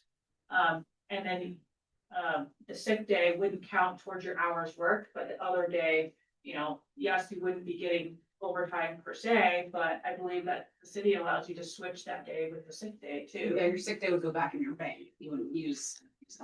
Would that be only for unscheduled overtime, or would that be like if I am because we have 4-hour shifts in dispatch, and a lot of times people pick up like 4 hours to add an 8-hour day just to make it more Worth your while. worth your while, yeah, to come to work, especially for somebody like me, because I drive in from Pullman. Would that apply to a scheduled additional 4 hours, or would that just be any unscheduled overtime, like a long call or somebody calls in sick and I have to stay because we can't find anybody? Your regular shift. As long as you qualify for overtime otherwise, cause I mean, from my general understanding, and correct me if I'm wrong, if you're a part-time employee, and you only work 20 hours, it's gonna take another 20 hours before you really qualify for overtime, right? Yeah, so it's still to have to be over the 40 hours, but say you do, well, if you do, what's your schedule right now? For dispatch, it's 1, 4, and 3 12s. 1, 4, and 3 12s. So that is your 40 hours. And so say you took time for that 1 4-hour shift, but then you picked up an 8-hour shift. You would get 4 hours of overtime for that, based on the calculation. Okay, whereas right now we would get the full 8 hours. Yes. Okay. So I mean, You would be using sick leave, but also getting overtime, whereas with what she's saying, you would get less overtime, but also not use sick leave. I mean, you could still use your sick leave, but you'd get less overtime. The goal for the city is to manage the overtime costs Right. to reflect hours actually being worked. And paying for that time that you're being asked to work more than you normally would. Not just paying you for time that maybe, you know, because as much as you have the scenario of, you know, my kid was sick one day, you have that person that could potentially take vacation all week long and then work on a day that's not their normal day, and that entire shift is overtime. So we're paying them 2 times to work when they haven't worked at all that week. Or 1.5 times their normally rate when they've not worked at all. We've also had scenarios where people work for 4 10s, they take a holiday on one day, and then they swap shifts with another person on the day that they're not scheduling normally work. So they're still only working their 4 10s. They just have informally adjusted their schedule, you know, somewhat on a semi-permanent basis, so that between 2 employees, they're constantly getting overtime because they swapped their days off.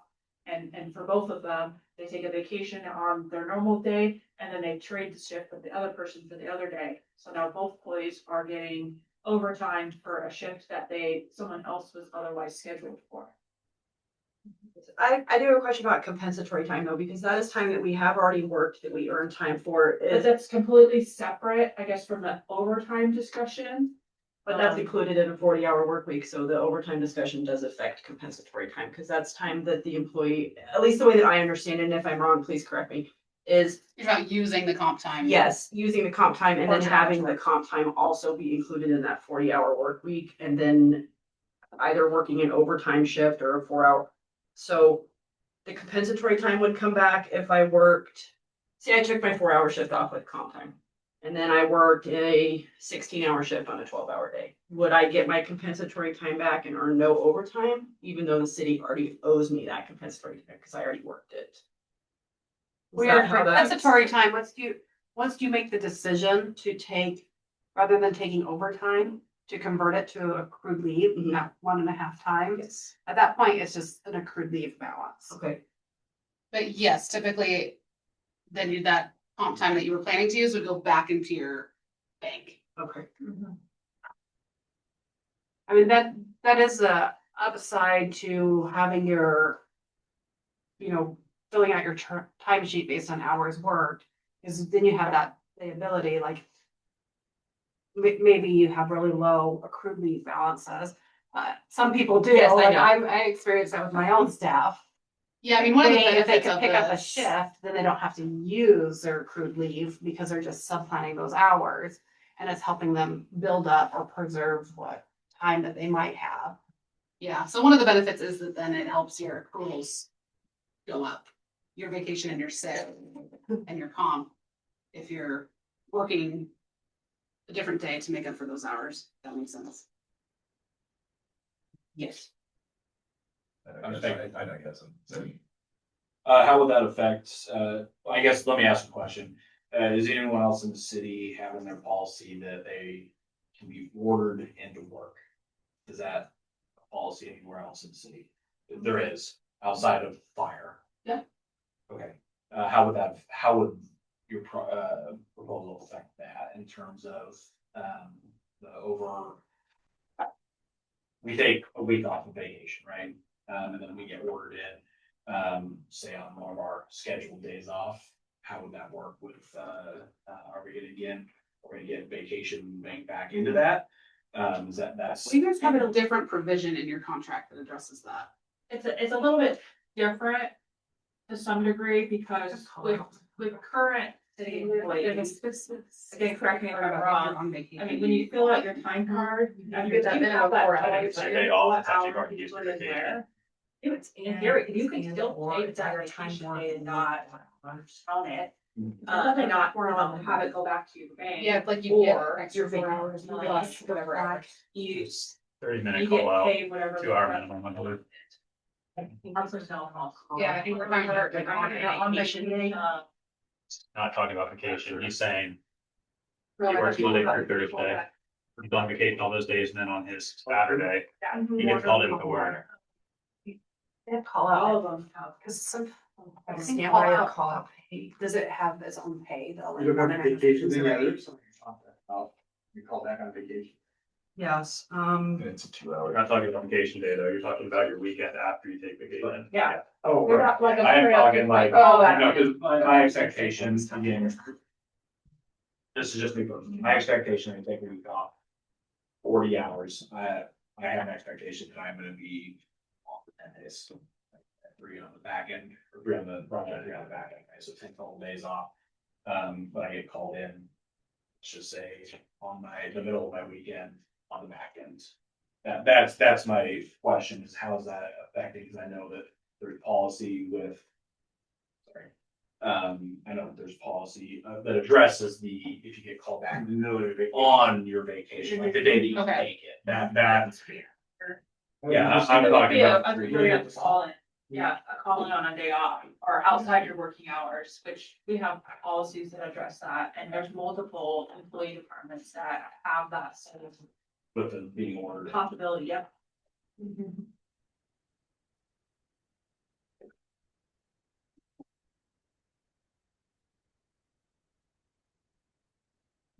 And I guess there's. no, my brain is literally going, it's just. I know there's a lot of what ifs. There's a lot of what ifs. What's that? No, Doug should let me know. He knows. It's not as unique as you think. Yeah, no, like you said, I never said it was super easy. No, I know. I have questions about it, like, how would it affect this? So I think it's super unique. That's why I asked the initial question, how many other people have the order, said. Yeah, we have, Review, so. yeah, our streets, our wastewater, our water, traffic. Yeah, and your co-op provision provides you 1.5 times pay. So if you had been on vacation all week and then been called in, Well, like on my weekend. yeah, like if that would be you're addressed. called in because of an emergency or maybe even a staffing shortage, if it's a call out, that your contract provides a 1.5 time rate for that. Yeah. Okay, so So even though it's not hours worked, you get. Because You it's get a call out, overtime for yeah. the call out. Yeah. And the DUI example, again, it wouldn't really be applicable in this scenario, but that was handled differently, one duration a week. But we had like a current scenario right now where like our wastewater employees had an emergency last week, and so they were working around the clock. And even though some of them had time scheduled off during that week, because those fall outside their normal work schedules and they're being called in to address an emergency situation, that falls under call out. And so even though they may have had some time scheduled off that week, or even this week, because it carried into this week, they're not being penalized or There's having to no work denial to that. outside their normal working Still time and a hours, half. addressing that emergency, because it falls under the call out provision. So it would be taken, we would get to take that as the time and a half, Mhm. as overtime. It's not like my vacation's gonna go back in. I get called out outside my normal work, we're still getting paid. Let's just say 10 hours, I'm getting paid at 10 hours, even though I took the entire week off, getting paid 10 hours of overtime, time and a half. Right, because a call out provision kind of covers those unplanned, unforeseen times that the chief would need to call you in. And that was my question with the understanding on that. That's why I asked. So that's why I make sure I had an understanding on that. Yeah. That's bad. Anything else on that? So I think the language in there maybe changed a little bit from the city side to kind of reflect more about the discussions that we just had, or maybe like. Sounds like there's already like city policies in place for that, so having that reflected in the Yeah, contract. So does that mean that you would be willing to accept a 40-hour work week with related to the discussion? With the other provision, potentially. Potentially, again, as always, it'd be something to bring to the body and present, but if there was those things in place versus just like, hey, you're only getting overtime if your butt's been in your seat for 40 hours. That's the way I think it's reading right now, but if there was something else we bring to the body and have that discussion, I think it's still. Cause I think, go ahead. It's going to get complicated with like court. So if you're taking court in conjunction with your shift or something weird like that, it's not a call out, but then court's covered within the contract. So that would be overtime. Call outs are overtime, but if you stay late for DUI, it's not overtime. I think that's I think we can change, and this will be a little bit more work, I guess, for Amy, but potentially creating a separate pay code for court so that it's calculated at a separate rate, so it's not necessarily overtime. But more of like a pay, so if you have court time, it'll be paid at 1.5 times, or something to that effect. The city gets that money back from the county, correct? When you guys, I don't know if we get money back, but does it reimburse us in full? No. Okay, okay. Why does that not? Yeah, sorry, I have to bail now. Okay. I wasn't anticipating it going this long. I apologize, and thank you for the conversation today. I appreciate it. I'll see you at the next Thank one. Doug. Thanks, Doug. do you guys feel comfortable going another half an hour? I think we can cover a couple other things. I have a meeting at noon though, so I might have to bounce like it. I think we probably go another 15 minutes so I can get on to there. Okay. Yeah, because we should save some time at the end too to schedule future meetings. Yeah, I need to schedule future, yeah. All right, so what else? Another one I just think brought up is the comp time. Again, understand the city's standpoint as far as wanting to protect the budget in a way with the 240 and the 120 being cashed out. So I'm sure you guys recognize FLSA standard access comp time for first responders at 480. We're already half that. And as Leah actually brought up earlier, and it was kind of discussed, we value our time off a lot. That's why, like, so me and Tyler, I know James the same way. A lot of other people, they like to have their comp time out there because we take that time. So yes, we do not want to see our comp time go down. And I know it was kept in the contract that you guys proposed at 240. We would still be able to maintain that, but every 4 months we're gonna get cashed out half that. And first off, there's a problem if someone's making 100 hours of comp time in a 4-month period. That's a lot. And it's been done before, I'm sure, but it's 3-month period. Yeah. So we'd ask if maybe that we can protect our 240 while also helping the city and maintaining a reasonable number. So if that means raising it where we're cashed down to 240. But people are carrying 240 are not wanting people are wanting to have that time off available. For example, like Thornton, he just had a baby, and if or if there's complications with medical emergencies or something like that, it provides us a buffer. And yes, we recognize that the city does have sick time that is provided to us as well as vacation time, but sometimes there are instances where that, just plain simple is So it asked if maybe the numbers would shift potentially in a different direction or potentially stay at the same. And if it needs to be a discussion with the department as a whole, as getting better about what, staying below our 240. But yeah, sometimes it's inevitable, like if you're maxed out and you're playing the crunch numbers in your head, trying to stay down there, and then it ends up bumping someone over 5 hours. We try to avoid that. We don't want to make your job over in your department any harder. But we would like to protect our, one of the small benefits we have in as first responders is to accrue time in a different fashion, besides just our vacation. And then, again. Yeah, I think it just goes back to the FLSA standards. If that's the standard we're trying to go to and it's higher, but we're already half of that. If it was possible to keep us like targeted and cashed out to 240, but we can raise above that, I think that would hopefully alleviate the issues that you're having with guys going over. While also kind of trying to meet that same objective. And I am not the expert in pay, but it seems like if guys are using their time, that's most likely saving the city some money versus if we're constantly getting cashed out, that's getting paid out. Versus if guys take time off, then maybe, there's one less detective working that day, or patrol goes from 5 people to 4 people while still meeting minimums. So unless guys are copying off and we're having to pay overtime, which I think is the minority of times, I think overall it would be cheaper to let guys use that time and cash it. I mean, I'll be honest with you, I'm not like married to this like proposal that we brought forward.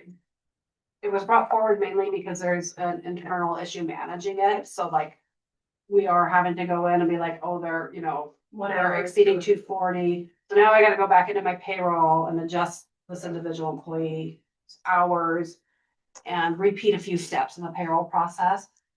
So if there was a way for it to be internally managed, we could leave the contract language as is. It was just to create a buffer so that you weren't, exceeding that, and it would bring it down enough that you would, within that 3 months, not have. We just want to make it as easy for you. So, We're really. yeah, and I don't know how your guys' And so it would just be adding you guys, yeah, Like on the same schedule. put you on the same schedule. and I don't know how your. For fire. It's similar, because I took some of that language, because I think that's what Carolyn's request was. If there was regular cash outs, it would avoid being that, hitting that limit and having that constant over the limit. And so, go ahead, sorry. I don't know what your guys' process is for your accrued leave reports that you get each payroll. Like who receives those, who communicates, hey, you're really close to your. I think it gets all those. And then So I mean, yeah, to their supervisors and, I think the department's pushing that. yeah. Because we do provide reports every payroll. And that show where you're at in your accrued leaves. And so that's the way to manage it. The other issue too is I know like we're converting to a new time entry system and it hasn't been the smoothest conversion. We are working on getting it so that it will show your leave hours too. We asked if there was a way that it would prevent you from entering hours if you're already at a limit, but that's not a possibility, but we're trying to get that visual. The other thing too, I don't know if you guys are aware of this, but you still have access to ESS. So for the time being, you can log in there to see where your leave balances are as well. Yeah. Because we're keeping that live until we can work through these kinks on the other system. It's just an area when we go into negotiations, we'll ask payroll, like, is there something that's problematic for you that you're spending a lot of time on that we can create an efficiency? And that was something that was brought up, like, hey, if you could make it similar to this, we would have these quarterly cash outs, chances of they wouldn't be hitting their ceiling every payroll. Yeah, So- and we want to make that. I do do it. From the supervisor standpoint too, the officer is below their cap, but they're close, and they put in a time slip today. They put it in earlier in the week, it still keeps them under, they put in another time slip, they're still under, and then that third one puts them over. So when the supervisor looks at their balance and looks at the time slip, everything's good, but they're not always factoring in those other two that might not even have been written, because sometimes guys will wait until their payday to submit all the slips, sometimes it's throughout the week and they get shuffled between supervisor boxes. So it can be very hard for a supervisor to have an accurate picture when someone's close to that limit. And that's how some of these issues pop up and guys are suddenly, an hour or two over. And sometimes it's just, maybe the supervisor doesn't doesn't look at it and then they get substantially over. But I think a lot of the little ones, or at least the prior example that I gave. So if it is possible to bump the buffer up, we can, I'm sure, do verbiage that says 240 is still the target, but there is this buffer to prevent the issues that you're running into. I don't know if that's something that So rather than 120, a different number. we keep it at 240 as the target, but then we put a buffer of, I don't know, say 300. Again, supervisors should still be keeping the same standard, and I'm sure there's language that we could propose that says, don't approve hours over 240, but if accidents happen or whatever, the buffer is there. That way it's not, the emergency or not emergency, but more work for you guys. And then there could still be a cash out quarterly to put it down, or nothing gets approved past that point. And even a possibility on the note of the buffer too, just thinking while sitting here is if, say someone opts for that buffer, maybe the buffer doesn't even have to be that big, maybe 20, 40 hours at the most, and that officer or person is notified, hey, you hit your buffer, no more comp time. And then maybe they'll use it for them, no more comp time, and then after that quarterly period, they're knocked back down to their 240. So the buffer, in my mind, wouldn't have to be that big, because the last thing I want to do is like brace this huge buffer, and then we're bumping into a whole nother realm of issues versus just a smaller buffer. And hey, this officer's been notified, no more comp time. It's only overtime from here on out. And then when that quarter hits, if they haven't used that time, then they're bumped back down to the maximum that they can accrue. Is that kind of? I mean, if I'm understanding, so that buffer then though would just create a higher cap. Yeah, but it would And also it could be get, down it'd to also be 240. kind of create a red flag as well, where it flag that person like, hey, no more comp time. Like you can't accrue anymore, like you can't take this compensatory time. It can only be as overtime. So.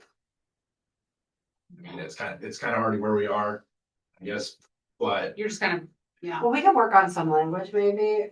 We could look at our revi- proposed revising, yeah. language, or maybe, I think the way your contract's currently written is you can't exceed that 240, which is why Carolyn has to make certain you never exceed the 240. right. And we might be able to look at some language that's still your max accrual.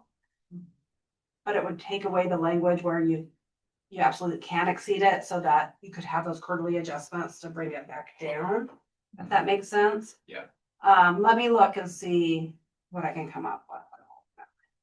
Yeah, it's the same 240, 120 for fire being cashed out. Mhm. But like Leah said, they also may earn it faster. Yeah. Because they're working 24 12 or hours. 24 hours. Mhm. And they do. Yeah. But because I understand what you guys are saying, we're like, if you're paid down to 120, the chances of being able to get back up to 240 is And then got a short amount of time. And then also to say like. Unlikely. Use it. yeah, you'd have to work a lot. If you want to of protect your overtime ability to for build 20 use hours it at and a not time. be forced into a cash out, I'm curious is that how the much primary more. concern? Okay. Yes. My 240, the 240 that I carry right now, I am gonna tell you right now, I'm going to use that as vacation time with my family. That is what's most important to me. That is not everybody else, okay? That is just me. That 240 is like gold to me. That's why I carry it. I pick up, when I do use it, I pick up OT to fill it back up because I want that there for that. That's there for me and my family. So. Now, is that something that on a quarterly basis you would continue to accrue? Because I think that's kind of a little bit the concern too with finances.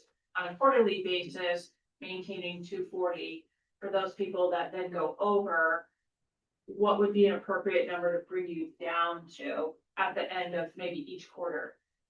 Does it have to be 120? Can it be brought down to like? Because it sounds like maybe 120 is not as reasonable a number for your group. Where you're not accruing comp time or, you're not accruing that comp time as fast, so Could it be like bring down to 200? yeah. Yeah. Or Kind of use that in the like middle, like a 180. divisible by work weeks. That's what I was just thinking. Yeah. And and if we're talking work weeks, and again, if I'm stepping on, so I was telling me, but if we're talking to work for the full 3 months, right? We could have that buffer where it's only 1 week, so our buffer is 280. And it gets bumped down to the 240, because just like comp, we don't ever know when overtime is going to take place, right? So may not be an ability to put it back to where it is for a certain time, right? It's an unknown. And that's why I think the 240 is so important that it stays there. It stays at that 240. We use the buffer again, to help you guys and finance, 280 is our buffer. If anything happens, anything goes over it, you know, it's flagged, hey, you can't take 80 more comp. It all has to be OT at this point. Okay, I'm, you know, Officer Kennedy's at, you know, 245 hours at that quarter rate, so I get paid out of my 5 hours. Okay. So we are just raising. Yeah, you see it as a buffer, we see it as you raising your maximum. Yeah, because the other part is it's good if you're using it, but if you're just exporting it, then the city's paying it out potentially at a higher rate later. So you're earning it at a lower hourly rate, but we're paying it out to you at a higher rate if you're holding on to it. And like I said, I hold on to it for unknown reasons, you know, for vacation or whatever. But Let me take a look at some revisions to the proposal. And I know it's definitely a one-off case, but like I had a lot of comp and I took a demotion, so now mine's getting paid out at a lesser rate, so. Again, it doesn't happen frequently, but it kind of goes both ways. Okay. TBD. For the schedule, Yes. probably need to Same start thing with with schedule. Do we have another meeting scheduled already? No. So we need to take some time to. I can pull up everybody's calendars, that's all. Yeah. Yeah.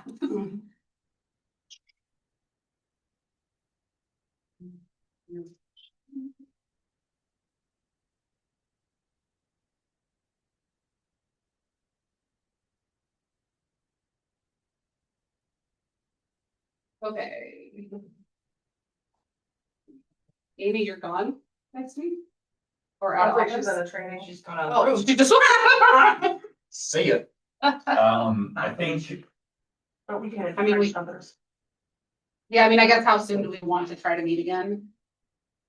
is anybody in disagreement, so we could maybe space some of that out 2 weeks, and give us time to I agree. come together, I'm good with so. that.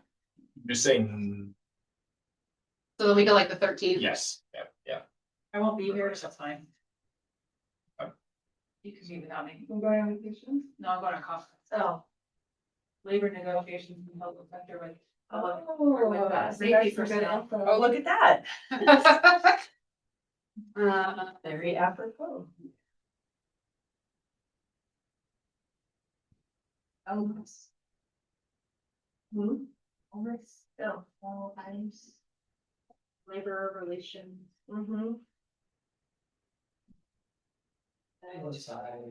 LRIS. Yeah. It's Okay. looking at it, it's just, Nashville. that's starting tomorrow. Oh. Your dad's, you want to say graduation? Yeah. It's graduation. Actually, it is graduation. Yeah. His retirement? Yeah, graduation, retirement, 7-day weekend. Yeah, he's actually, they're flying back today from their 2 month vacation. Life is rough. Only big grade. Yeah. We're talking about your dad? Yeah, Dominica, swear, Oh. they went. I mean, okay, looking at that week, it's really only like Monday afternoon. That With would, a council meeting day though.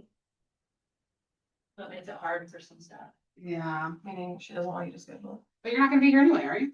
I will be here on the 13th, Oh. but Like 2 to 4 that day is the only thing that week that is open from what I can tell, unless people can next week. move stuff around. Yeah, unless you wanna go out another week. Or, well, I mean, I don't know, Mayor, I don't know what some of these things on your calendar are, they're like all day. Just give me a day and then I'll tell you. Okay, so Wednesday, the 15th, Of April? yes, there's like a chunk of midday available. Like So 10:30 to I'll be in 1:30. Moscow on the Oh, okay, April 15th, won't be long. okay. Chief, what about you on Thursday, the 16th?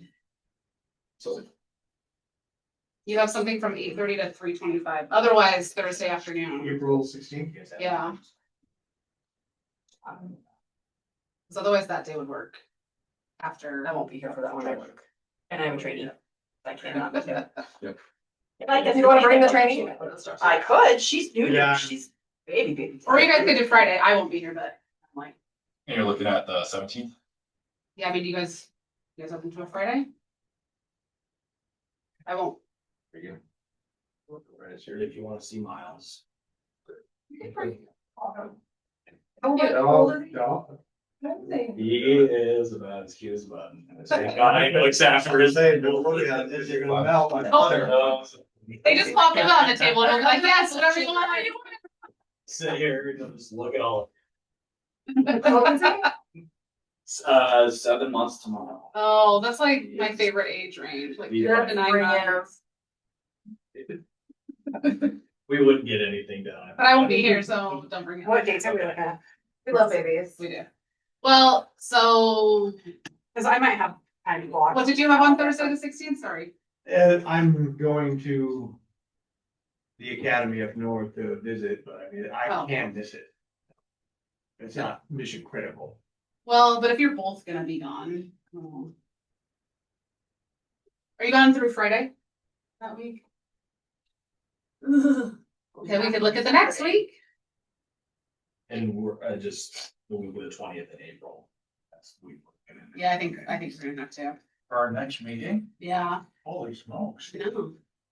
I know we're getting, It's a ways oh, out. I got 60 days. No. I mean, let me go back, just make sure. What are you doing tomorrow? You're good. What's this? Oh, it's my evening brushing over.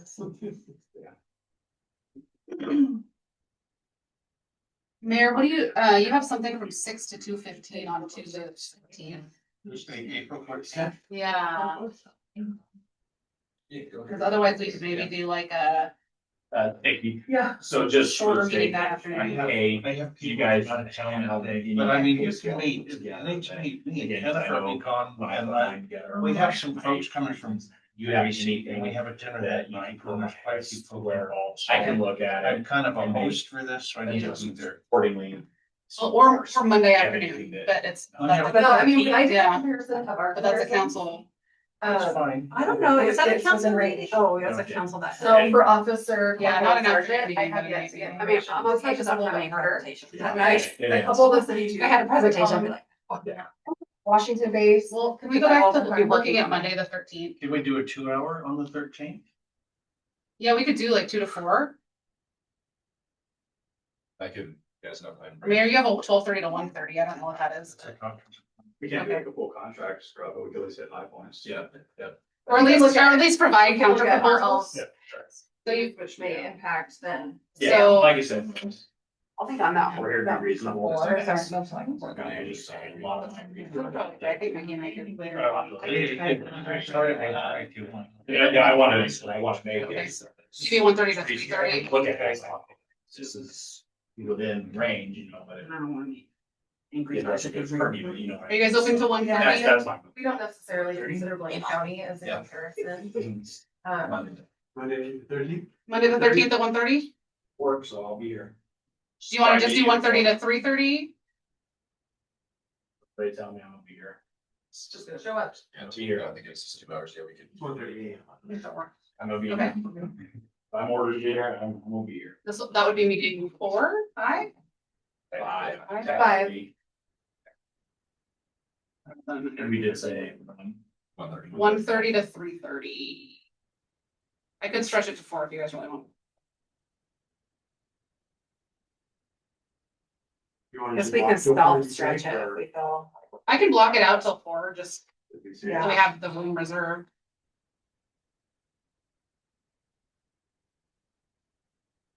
I love these 3-hour negotiation meetings. We should, Such a good time. But today I'm glad. Yeah, and honestly, they're more productive than like hour and a half long meetings, at Yes. least. Okay, And flies when you're having fun. We didn't have to go the whole 3 hours, but I was just blocking it out yeah, I mean, if we have it, we're probably gonna most likely. to make some sort of. All right, it's on there, on our calendars. Thank you. Any of you wanted to meet with me now and then, just email you, you can email me or, reach out to Lorraine Goodson. Okay. Oh, should we schedule one more meeting after that too? It'd probably be a good idea. Should to we get look one more. Another one? Mhm. Yeah. Just so we have it. I You mean, wanna do it 1 week or you wanna do it? let me add everybody back in here. Maybe good. If we can get it for this week, good. Yeah, I was gonna do, I like the buffer for this current one. We go to 20th because it's gonna be a shorter one anyway, 13th. Yeah. Yeah. So. Yeah, so we do the 20th. Okay, week of the 20th, that's also really busy. Thursday, the 23rd?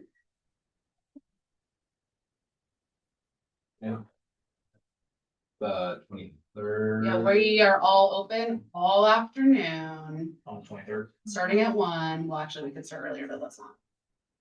We don't want to be hangry. Yeah, we need our lunch break. 13.